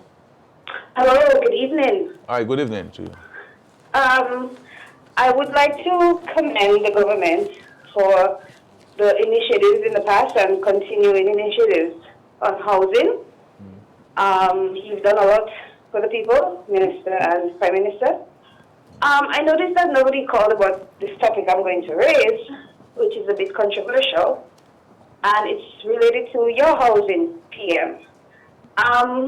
There's a lot of information out there. Some may not be accurate, but for my own clarification, I would like to know the house in Monbrose that has been allocated for Prime Minister. Is that something that is on the cards of being fixed? And if so, does it then mean that the rental that is been approved by Cabinet for you, is it something short-term, like, okay, well, for 6 months they're going to be working on Monbrose, and during that period you'll be renting somewhere, and then you will go to Monbrose, something like that. I think considering that we are footing the bill, a little more clarification would help a lot of us who are listening. Thank you. Well, I thought you would have listened to the Parliament where several of the ministers, including the Prime Minister, spoke about this home. You would have understood that, I mean, in 2015 or thereabout, the government took a decision to reconstruct the residence in Monbrose. Hurricane Maria came, and the question is, if the Prime Minister had pursued the construction of a residence for himself, for the office of the Prime Minister, before he would have constructed homes for the people, what would the people's response be? So we took a deliberate decision to delay the start of construction of the official residence of the Prime Minister of the country, to ensure that our citizens, at least a large cross-section of our citizens, would have access to housing. And so the plans are there, and the decision of the Cabinet is that this rental is for a period of time, and that we should move ahead with the construction of the official residence for the Prime Minister of the country. So this is my short answer to your response, but you need to go back to the recordings of the Parliament, and you will get a more comprehensive response to this. There's a lot I could say tonight, but I don't want to distract from the subject matter. But this is my short response to your question, my friend. The issue of this tarpaulin, and we have to put this thing in context. There are some, if anybody in this country who owns a home, and your home is still on tarpaulin, we would like to know. So you could give your name to the council or your parliamentary representative, who would forward it to the Ministry of Housing. But there are other situations where these homes are owned by other people. And sometimes these people are out of state. And we believe that in this instance, it is the responsibility of these people to fix their homes. I don't think people expect the government to fix every single house in the country, every single private home. There are people who have insurance, who receive insurance monies. And there are people who have more than one home. We would have fixed one home, and there's no way we can fix the second home, especially if you've been renting these homes for so many years. And so this is why we have to pay particular attention to the issue of insurance, and ensure that if in case of a hurricane or storm, and we would be impacted, we can call on the insurance company. But I'd really like to know if there are people like who are still on the tarpaulin, so that we can have an immediate intervention in this, in where these people are concerned. Austria? Yeah, but I mean, even with the issue of tarpaulin is one issue, but the issue, the level of damage that was routed on us by Hurricane Maria, I mean, there is no country in the world that would have been able to resolve all the issues in just 2 years. It's just impossible. And so I agree that there are some people who have been waiting since Maria. I agree that some people may or may not be on the tarpaulin, but the fact of the matter is, to date, since Maria, we have done over 2,000 homes, 2,361. That's the homes that we've been working on in 2 years. You know, in many of those instances, we had to build complete homes because half of these homes, you can't just put a tarpaulin over it. This is the only country that we know our government giving anybody a free home. A free home. And it's just not, it's not a plywood I was talking about. These are wonderful edifices. They're resilient and standing the test of time. So PM, so what's happening there is this government is being a victim of its own success.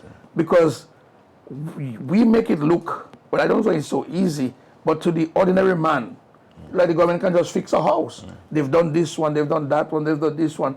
But we're talking about 23,000 homes that were damaged, and half of the damage, PM, when you go to those homes and you do the assessment, you have to break down the whole house.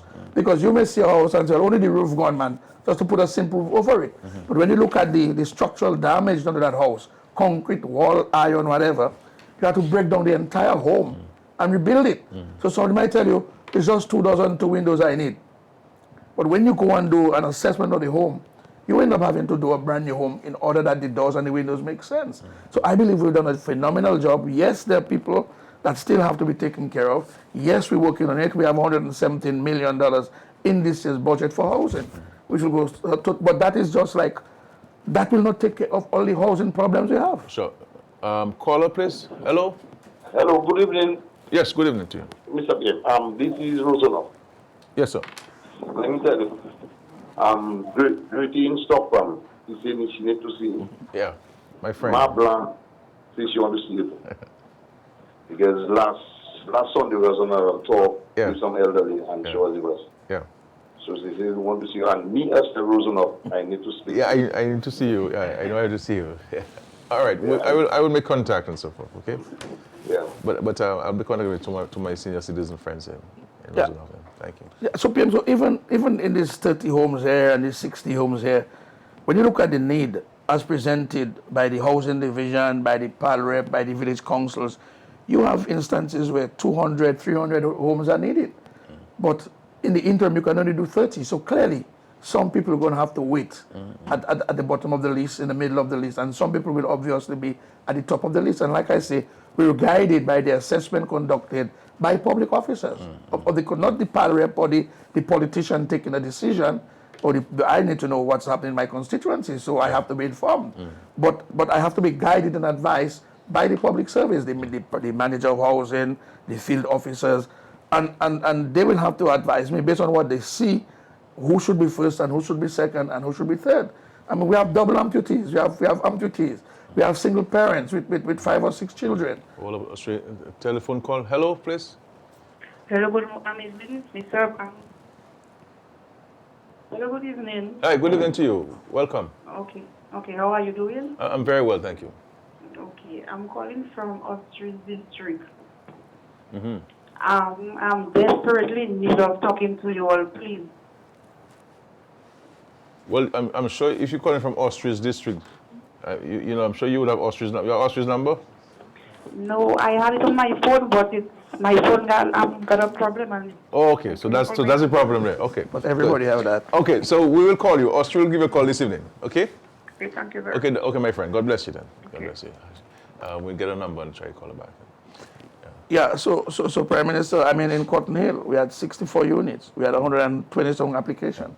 We just have to keep pressing, and we're pressing on. $117 million in the budget this year for housing, and we have given a commitment to the people that we'll press in to ensure that every Dominican family can have access to decent home. That's correct. And this is a commitment, this is a promise that we're fulfilling. We have invested in an unprecedented manner in housing in this country, unprecedented manner. And we build the same quality of homes no matter where you live in the country. Now, also, we talk about resilient building and ensuring that the structures can withstand the test of these hurricanes. Are we maintaining this? We are maintaining this, PM.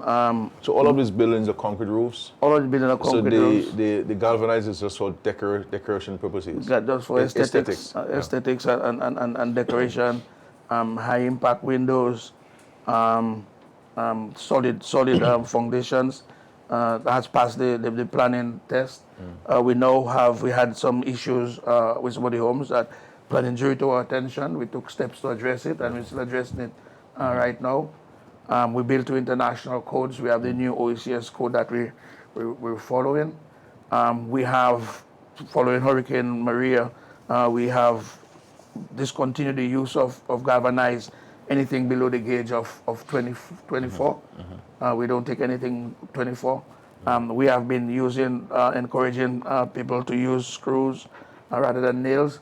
So we are taking all the measures that we have been advised on, because we had all these international experts on the island for a considerable period of time following the hurricane who had been advising the governments on new codes. We may have to look at the planning legislation sometime to see how we can enforce some of the building codes and the building practices that are a little lapse in the planning laws itself.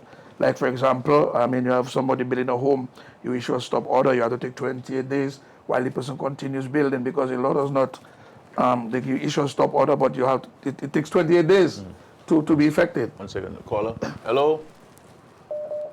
Good night, PM. Thank you for calling, my man. Hey, good evening to you. Welcome. Yes, PM, what I'm saying, right? Everybody go to work to get paid. And when you have these people coming in parliament, walking out and doing whatever they want on the taxpayers' money, we need to pass legislation that when these people don't come to parliament, they does not get paid. This is not a free ride. You know, and we need to do something about that. And I just want to say, PM, thanks for the great job you're doing, man. And I will support you till I go blind. It doesn't matter when it is, but I will keep on supporting you. And you're doing a great job for Dominica. And thank you very much. Have a nice night, you. Have a good night to you, my friend. Thank you very much. Actually, in some countries, you know, if you don't show up for parliament, you don't get paid. I mean, so there's some countries that which maintain this in the law. Austria, you're saying? Yeah, PM, on the issue of the homes, we have to put measures in place, and Cabinet will have to take some decisions as to the do's and the don'ts in those buildings. We have highly sensitive... What are some of the do's and don'ts? Well, PM, the first do is we issue people homes. 3 months have come and gone, and these people have not taken possession of the homes. Now, the last time I made that statement, I got several calls and take no task. But if you have a particular problem where you can't take possession of the home within 3 months, you can come back to the government and say to the government, you give me a home, but my furniture's are on its way. Because you would have been in an acute situation. Yeah, because you would have been recommended, because when we look at your condition, you would have been ahead of many other people. And people come and say, well, you give a man a house 3 months now and I don't have one. But at the time, it was an urgent matter.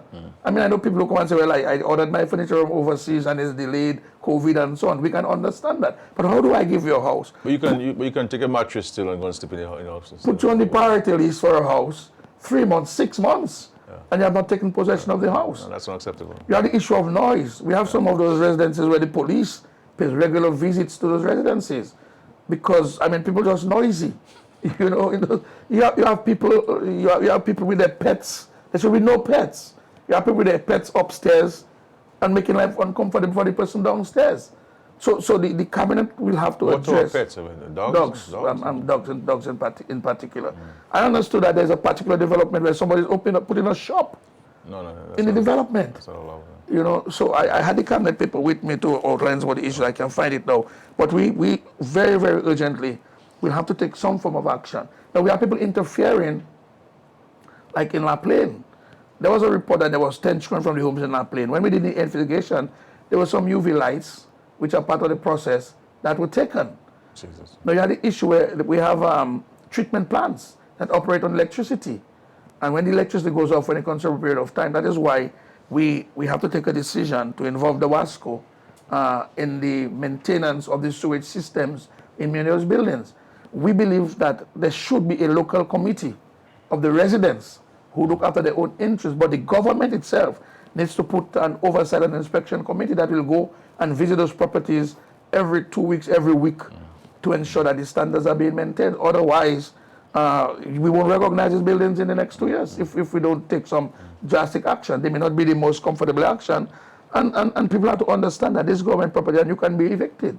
If you go foul of the rules and the regulations, you can be evicted from that property. No, there are homes that have started, I know, in Mont John and River Syriac that have not been completed.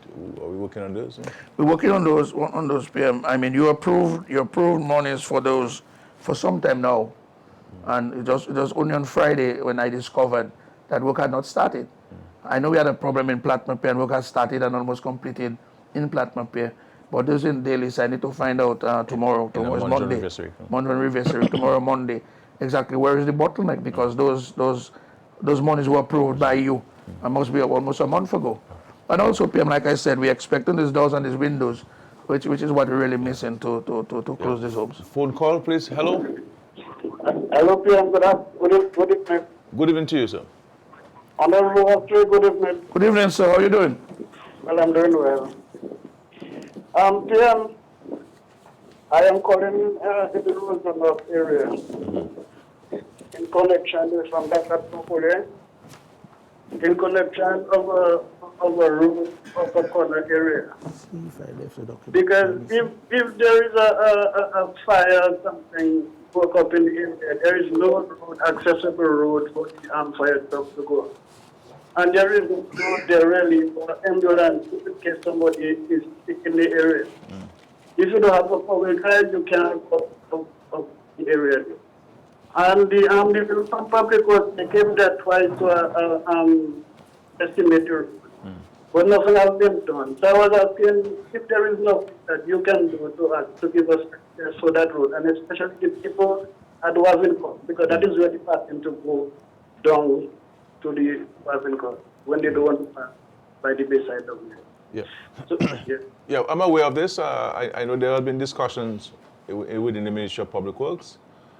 So we take note of this, but I'm aware of this matter. And I know that there are efforts to have this particular road addressed. Well, I'm aware of it, sir. Thank you very much. Okay, thank you very much. Okay. All the best, sir.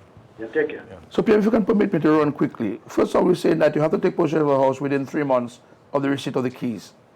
We're saying that the house should be used only for residential purposes. So you can rent for residential purposes, so you can run a business in there? You can run a business there. Yeah. Nor can you give it and for your family. Yeah. You cannot be in somewhere and allow another family to take, because the house belongs to you. We took it to sublet, you cannot reassign. You can't rent it. Okay, you have to contribute to the maintenance of the building. Like the government can go and cut the grass and empty the garbage. You have to contribute towards the cutting of the grass, the maintenance of the building. You will pay your utilities. You have to you respond for the sanitation, for garbage disposal. You'll be obliged to plant flowers and beautify the area. You cannot do any alterations to the building without the express permission. Because with these buildings, PM, were built, they are joint buildings. You don't want to go and drill in a wall and meet a line, a cable or something and damage it. So you won't be allowed to do any alteration to these buildings with the express approval of the government. Garbage disposal has to be your responsibility. And a number of others, your fencing, you can go and put no old galvanized and old lumber and crooked walls and so on. You come to the government, if you feel you want to help to fence up the place, let's come to us. We'll give you a plan design and we'll help to maintain the aesthetics of this place. Because you have a large footprint. You have over 364 apartment buildings, 2 people, that's 64 times 2, plus 3 children. You have almost 300 residents in that general area. So clearly the wear and tear on that building will be much more severe than if it was just a single family unit. And so if we want to maintain the aesthetics and the functionality of those buildings, there has to be systems put in place that you'll be obligated to adhere to and signed off on. Okay. So this will be made available. These have been made available to the residents. Yeah, as soon as cabinet takes a decision on it, this is an extract from a cabinet paper. I'll try to take a cabinet. As soon as cabinet approve it, we'll take it to these people, have meetings with them, discuss it with them, hear what their concerns are. And because we want to work with these people, we do not want to be punitive. We want to work with them to assist them and to help them through the process. But the truth is the vast majority of beneficiaries are behaving themselves. I think so. Yeah, so. In every community, you have people from different cultural backgrounds, different communities. Yeah. So there'll always be small slight conflicts. But yeah. So caller, please. Hello. Hello. Good night. Good evening to you. I'm calling from Cochrane. Cochrane. Yes. I'm a mother of 7 children. I have 6 of them living with me. I lost my house during Hurricane Maria. I stayed 4 weeks in the shelter called Cochrane. I got a friend to rescue me, and now she gave me notice, and now I'm homeless with my children. And I really need help. I wrote to you, Minister Austri, and I wrote to you, Prime Minister, and I also wrote to my parents, and I've got no response. I really need help. Okay. We will get you, we'll call you, we'll get your name, and we will, I know we're building some homes in Cochrane. That's our first phase. We've started 10, should be nearing completion. That's the first 10. We'll come back because we have 1,000 of these pre-conquer homes, which is what we're doing in Cochrane based on the land. That's what we can build there. Just to say, in Trafalgar, we have these 12 apartment units being built by a local contractor that should be ready probably within the next couple of months. And then we have an apartment building, 30 units, which we've already given the green light to the developer to proceed with putting plans in place for the construction of those. But as soon as these are taken care of, then we'll see in the second round whether we can go back to Cochrane and probably address the need of that person. Also, we don't have to wait for that. If the person, they have the land and we see it as urgent, then we can find our own resources within the government system to construct a home for that person. Yeah, we'll investigate the person's situation and get to the person. But PM, on the issue of phone call. Hello. That's the call. Hello. Good evening. Hello. Can I speak to you? Hello. We hear you. Go ahead, please. Can I speak to you? Okay. Hello. Hello. Good evening. Yeah. Do not listen to your. Turn on the volume on your television or your radio, please, and ask your question, please. Hello. Can I speak to you? Please call back, my friend. Okay. Please call back. I'm seeing PM Penville is on my list for some action very, very shortly. I thought you all of. I thought Penville. We need some more homes there, especially in the Carib area. So. Yeah. Well, you're on the list. Paybush is also on our list. Calibishi, Paybush, Woodford Hill. PM, on the issue of resilience, you would have noticed, or the people would have noticed that some of the hurricanes, some of the apartment buildings that we built, we have provided space as hurricane shelter for the residents of the rest of the community. So while you have individual residences where families live, you also have an open space. And that was... We have it in Grand Fond. We have it in Grand Fond, in Daly, in Saint-Sauveur, in Daly's. And that's because... in Castlebrus as well. That's correct. Because we don't have public buildings in those areas. And land is an issue. Because we had to struggle to find a suitable, in fact, we had to create a suitable piece of land where we cut down Shelver Mountain and so on to find suitable lands in these areas, which we had to acquire. And even if we were to have the resources to acquire more land, but there's not much land going. And so we had to utilize what we had by incorporating in those buildings a hurricane shelter. So residents of those communities can be rest assured that even if there are private people living, and you need to respect that, but provision is being made for the entire community who would require to move into a shelter during the hurricane season, that those buildings are fitted with hurricane shelters that can be made available. Castlebrus, as you know, we have this hurricane shelter that we'll be building. I think the contract has been signed. And in Jimit, I think we're building two to resemble like what in Layu. But in those individual homes. And I think it's a practice that we should take on board, that where we put in these buildings, we should, as far as possible, create space in those buildings for hurricane shelters. That's the intention there. As you know, we're building these regional, as you indicated, the regional hurricane shelters. We have contracts for one in Jimmet and one in Castle Bruce. We're designing the one for the Canada territory, and we intention to continue other communities. Yes, caller, please. Hello? Nope, we lost this caller. Hello? Yeah, go ahead, please. Yes. Listen, that caller is so upgrade. Most of them is calling there, they don't support you. You understand? Yeah. And I say, upon the apartment there. Yeah. You must ask somebody to visit the apartment maybe every 2 months, every 3 months. Yeah. Okay. Yeah. Yes. Thank you. When they call you, they tell you, they done. Okay. All right. Thank you, my brother. Thank you. Yeah. Thank you. Oh, so you said, sorry.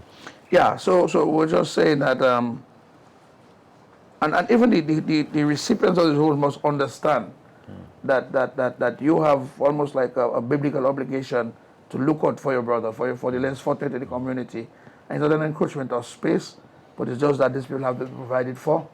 And if we have to go and build separate hurricane shelters everywhere in the country, then it reduces the revenue we have to build homes. And to me, the critical thing now in this country is to build homes for the residents. And the homes, there are multiplier effects in this thing. As you indicated, we buy a lot of the building materials from Dominican suppliers.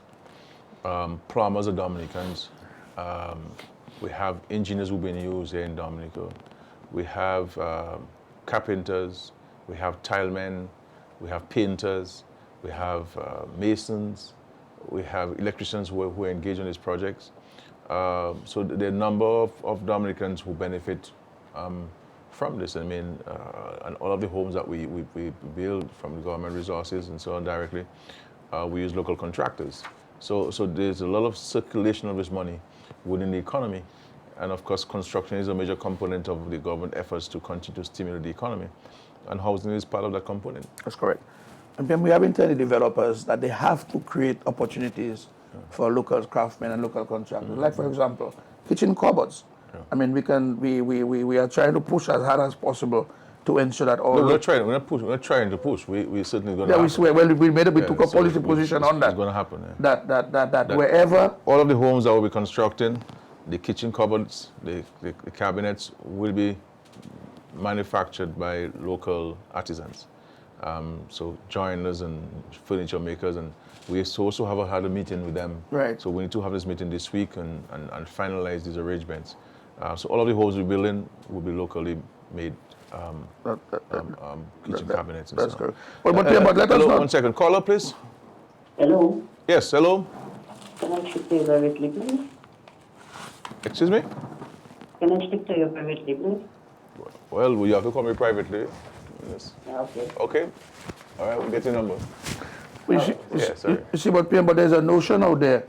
There's a notion out there that with all these development projects, locals are not getting employed. This is not true. And that is not incorrect. Like, for example, on the Margaret Hospital, we have 68 skilled persons employed. 68 skilled persons. We have 4 engineers. We have 12 foremen on that project. And that costing us about in the region of some $22 million, just local employment on the Margaret Hospital. The East Coast Housing, we had 57 Dominican subcontractors on the East Coast Housing. In Cotton Hill, we had 55 local contractors that cost over $6 million. And all that is money in circulation at the local level. In Georgetown, we had 65 local subcontractors that pocketed $7 million. In Bellevue, we had several local contractors there, where one local man was able to walk away with $10 million, a local man. So the notion on the health centers, the same thing.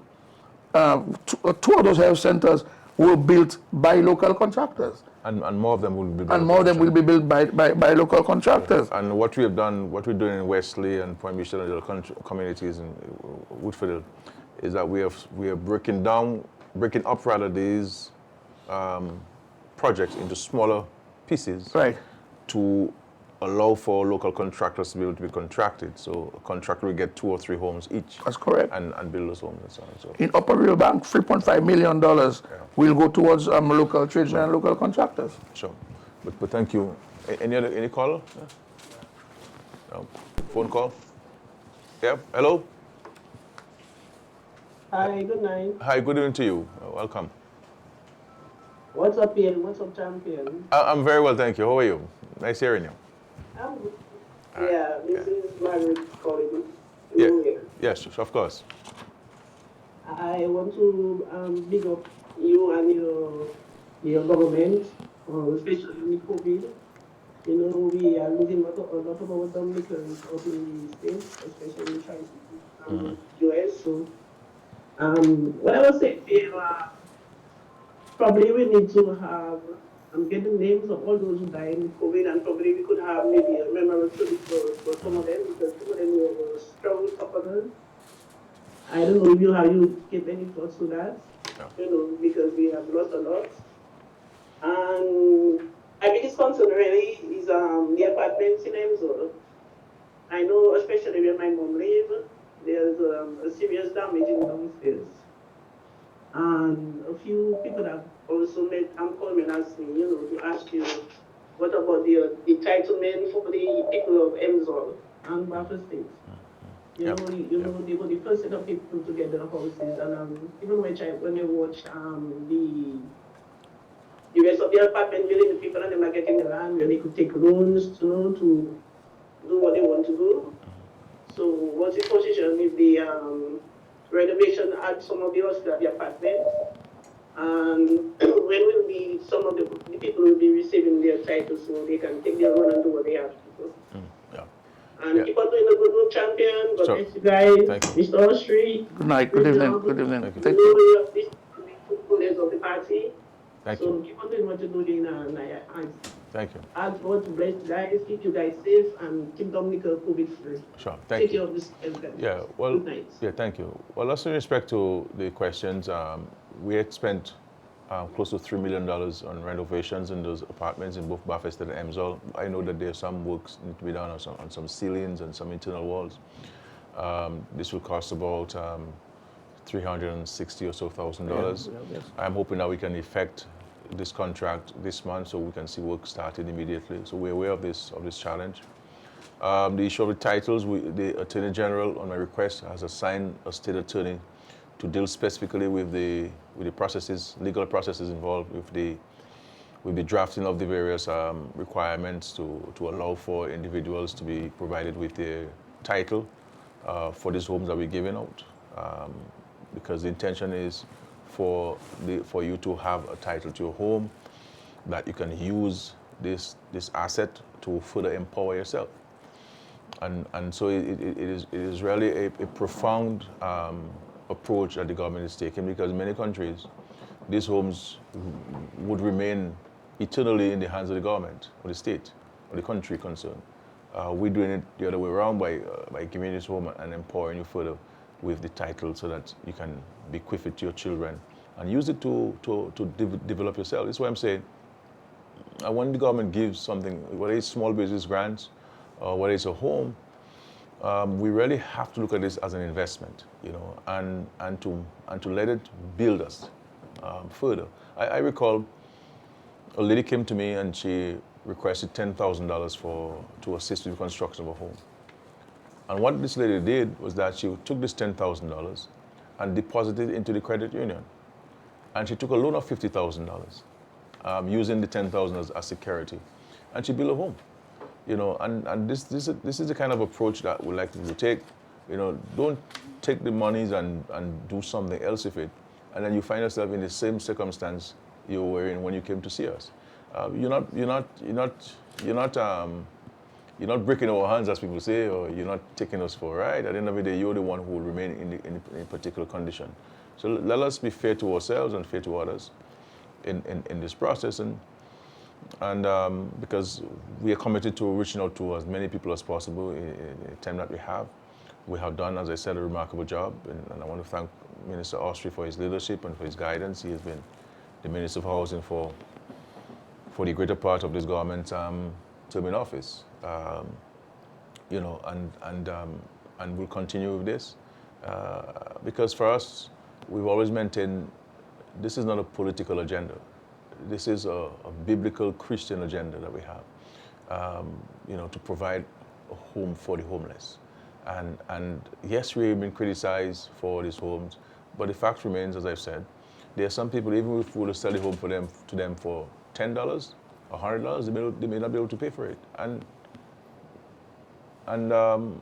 should we deny the person a home because the person cannot afford it? And we stand by what we do because we believe it is right and just what we're doing, notwithstanding the criticisms that is extended to us on a daily basis. But part of the process is for us to show gratitude for it. And I tell people, don't say thanks to us, don't say thanks to me, because we're just instruments. You show gratitude because it is a Christian and biblical responsibility and duty to show gratitude for that which you've received. And I'm hoping that people appreciate what we're doing. There'll always be people who still need home, because the more you build, the more you have to address people's concerns. But we need people to work with us and understand that there's a process. And if your neighbor has been given a home, it means therefore you're closer to getting a home. And we have to be grateful and thank God for that, for your neighbor getting a home, because eventually your time will come and so forth. And we have to appreciate that different people's circumstances are different. If you think ours is worse, somebody else may have a worse off situation than we have. But we're pressing forward. Austria, do you have any final words to the citizens? I just want to touch on part of the budget allocation with the $10,000 for new homeowners. I think that's a very for people 40 years and older. That's a very important measure, because many of us who have built would know that there are expenses that are incurred even before you start to lay your first block. You have access, you have to draw the plans for land registration, you have to get the land done, you have to get the surveys done, you have to get the registration done. So there are two very important policy measures. One is the $10,000 per applicant. So you have to qualify, you have to be 40 years old and younger. So if you're going to build a home, we give you $10,000 to make a contribution towards your home. If you are in the process of registering the land, we give you $10,000 that will go towards the registration of this land. And secondly, we have also reduced the registration and transfer fees. That's correct. From 10.5% to 5.5%, which is a major savings. So it's an opportunity now for the nouveau middle class, as some people call themselves, all of these people who go to universities and back with degrees, and they're now part of the middle class, the nouveau middle class, the new middle class. There's an opportunity to stop talking, get cracking, search where the lands are being sold, and buy a piece of Dominica to build a home. There's a golden opportunity. This is unprecedented. It has never happened before. And it is happening because this government understands people's development. It is a people-centered government. It's a people empowerment government. And we are reaching out in this very difficult time. It's not that we have money, we do not know what to do with it. In fact, we want plenty of money. The government needs a lot of money. But we understand in this time, we have to give a helping hand to the citizens resident in this country to improve their lives and improve their conditions. And this is what we're seeking to do. So I'm happy you raised these two policy measures. I'm very excited about them. But it says to PM, we started in earnest in 2006 with the housing revolution. I mean, we have done some stuff before, but when we got the first $30 million from Venezuela, we started in earnest. And many people thought that it would not be sustainable, and that they were wasting money. Here we are today, 16, 17 years later, where we have only improved and expanded. We started with $1 square foot for lands to squatters. We moved to building buildings, we're helping build homes, and we moved to the washroom, the sanitation program. We moved into a special housing facility for the indigenous people, the Kalinago people. And then we moved into apartment buildings, and now we're offering, in this budget, we're offering relief to would-be home and land owners below the ages of 40. So it seemed to me that there is no end. And sometimes people wonder, well, where is the money coming from? It depends to what is it that you consider to be a priority. And it has not stopped us from doing other things. We build bridges. Money has to be managed. So we've been managing money. That's correct. And and our undying concern for the welfare of every citizen. And Payman, as a minister responsible, I want to thank you first for holding on for me for a year. You know, when you held on as minister for a year, I mean, when I came back, I had to try to find my grounds. You had done so much in that year. I had to search to find my grounds to restart. I had to restart. But you have been of tremendous support to the ministry in terms of making the resources available, and you're concerned. That's why every time you call me about the housing matter, I get a little nervous because it makes me think that there's something I'm not doing right.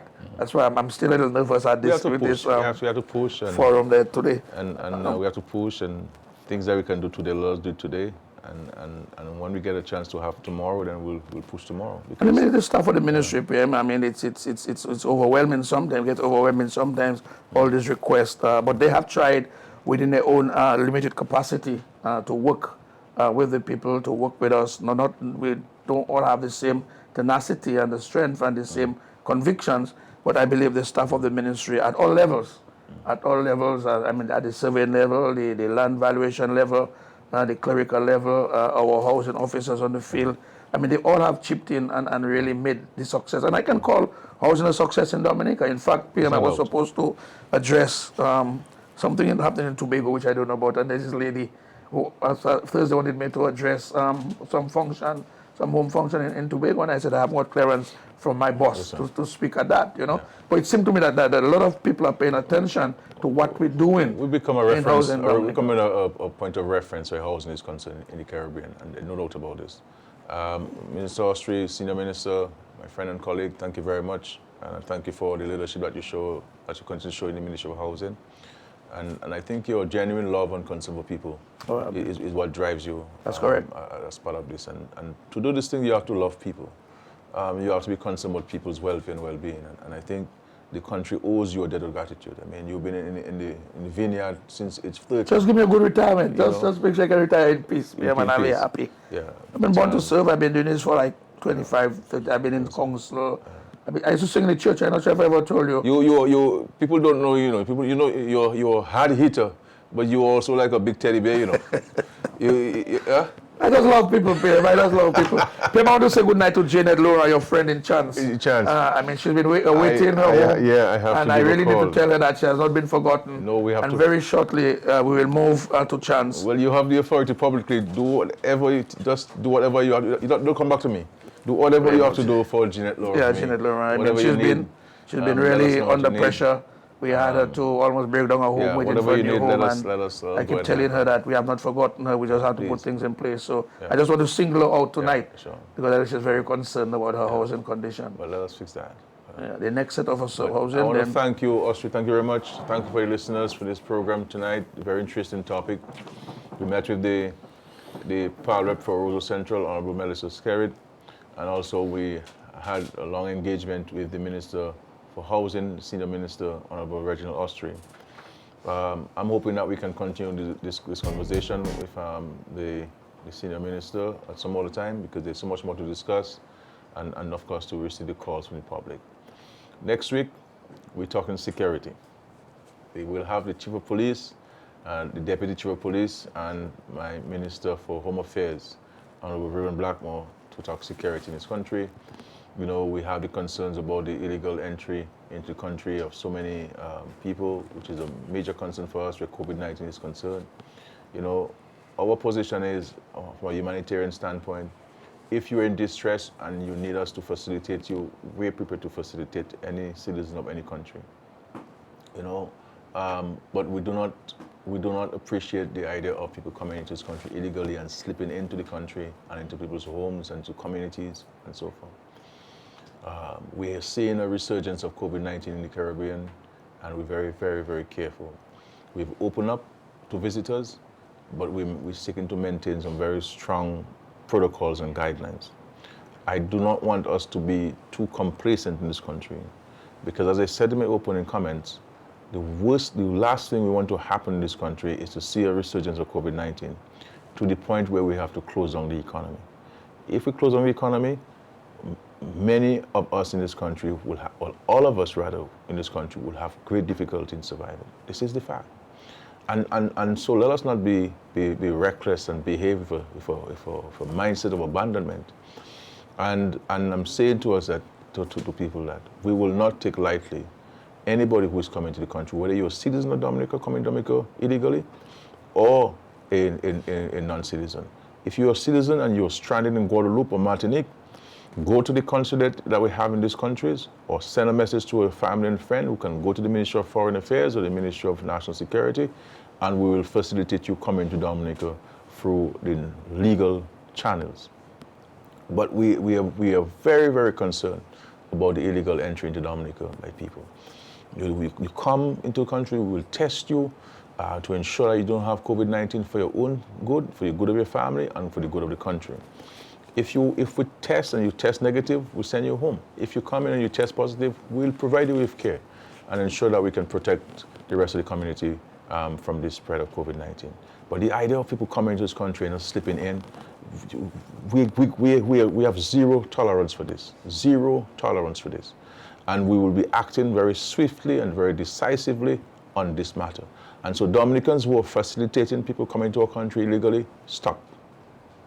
Just stop that practice, because we will not relent in our efforts towards addressing this matter. People know me. I have facilitated people coming to our country, providing them with citizenship, with residence permits, work permits. These are our brothers and sisters. We're prepared to do so for any nationality in the world, But let us do it legally and respectfully, and take into consideration all of the necessary protocols and guidelines where COVID-19 is concerned. We look forward to this week coming on. We have work to do. Let us be diligent. Let us be positive. Let us think positive about our country and ourselves as a people.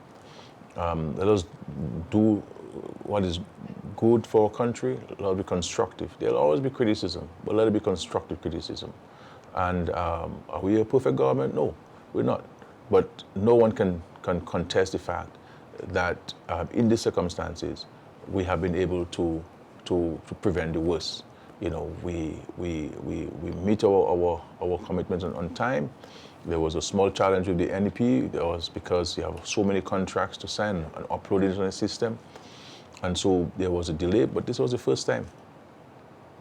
First time since the NEP came into effect in 2009. And we must not make these things become as if, well, it is a major issue or major catastrophe. It wasn't a major catastrophe and so on. So we have to work together and work through the challenges that we have. This year alone, between January and July, we spent $22.5 million last time on the NEP. And it's a commitment that we give to doing so. And all the measures that we put in this budget, it's not because we have a lot of money, because we are reaching out to all of you in the community. So let us be good citizens and residents of our country.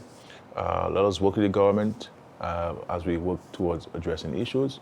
We heard our friend mention so many people dying in the United States. Let me say to the United States, this travel advisory that they're issuing is stop your ignorance and so forth. If you do not know, call us, we'll give you information and so on. But this unnecessary travel advisory that's based on nothing really. Dominica is one of the top countries in management of COVID-19. And we are prepared to share our practices with countries like the United States. But this is not necessary. If you're saying don't come to Dominica, then what about your country? Why you want to create this problem between you and the citizens of the Caribbean? Why would you tell people don't come to our country about COVID-19? We haven't had a case in how many months, and everybody who was tested positive, knock on wood, thank God, who in Dominica has survived, including an 85-year-old man with all sort of underlying conditions. So let us not be so indifferent to the plight of the developing world and developing countries like Dominica. We don't have the resources that you have, but we have pride in ourselves, and we're resilient people. We have been through many challenges and we've survived. And so it's unfortunate that posting will do, but I don't lose sleep over these things. It is what it is, and I don't, Austria, as you know, I don't worry myself about things I don't have control over. I leave these things to the Lord, who continues to fight those battles for us. But it's unfortunate that this was done, and I'm hoping that the United States would fix this. We have written to them formally, objecting to this information out there. And on the issue of threats of demonstrations, this is what our citizens have to be mindful of. If you go out on radio on these talk shows and you say, well, we're going to protest, we're going to block roads, we're going to do this, these things have implications. And people believe that the only person who's affected is Roosevelt Skerrit. No, it will affect the hotels, it will affect the tour guides, it will affect the taxi operators, it will affect the shops, it will affect everybody in the country. If people don't come to Dominica, the hotels will be empty. No taxi man can make money, no tour guide can make money, no tour operator can make money, no hair braider can make money. So the yachties will be out of business. So we must be very careful about what is our contribution towards this threat of civil disobedience and civil unrest in this country. And this is where the DHTA and the DIC and the church groups and so on must be mature,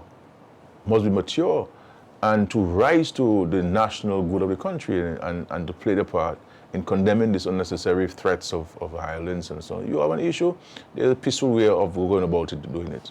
The law provides for it, and so forth. But it is what it is, and life goes on.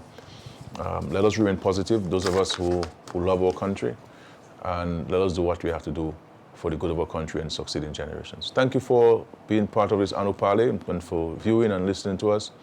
We really appreciate your messages and your calls, and we try to respond to everybody who sends us a WhatsApp.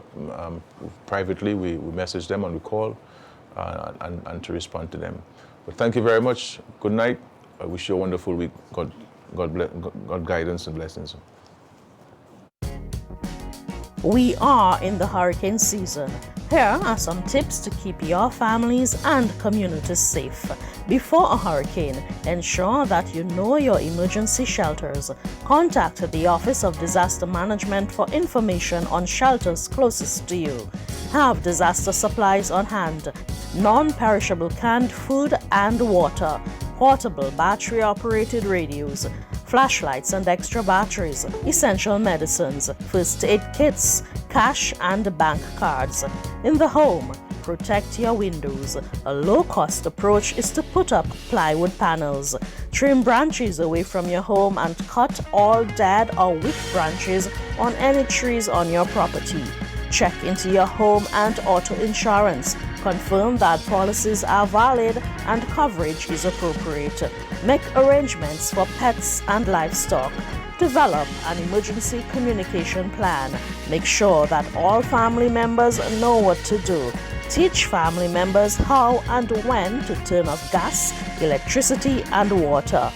During a hurricane watch, listen to the radio or television for hurricane progress reports.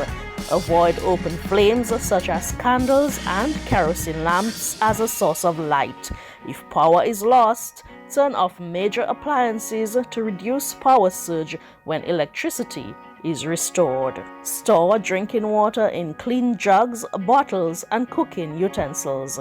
During a hurricane warning, if you need to evacuate your home, lock up and go to the nearest shelter. Take blankets or sleeping bags to the shelter. Listen constantly to a radio or television for official instructions. Store valuables and personal papers in a waterproof container on the highest level of your home. Stay inside, away from windows and glass doors.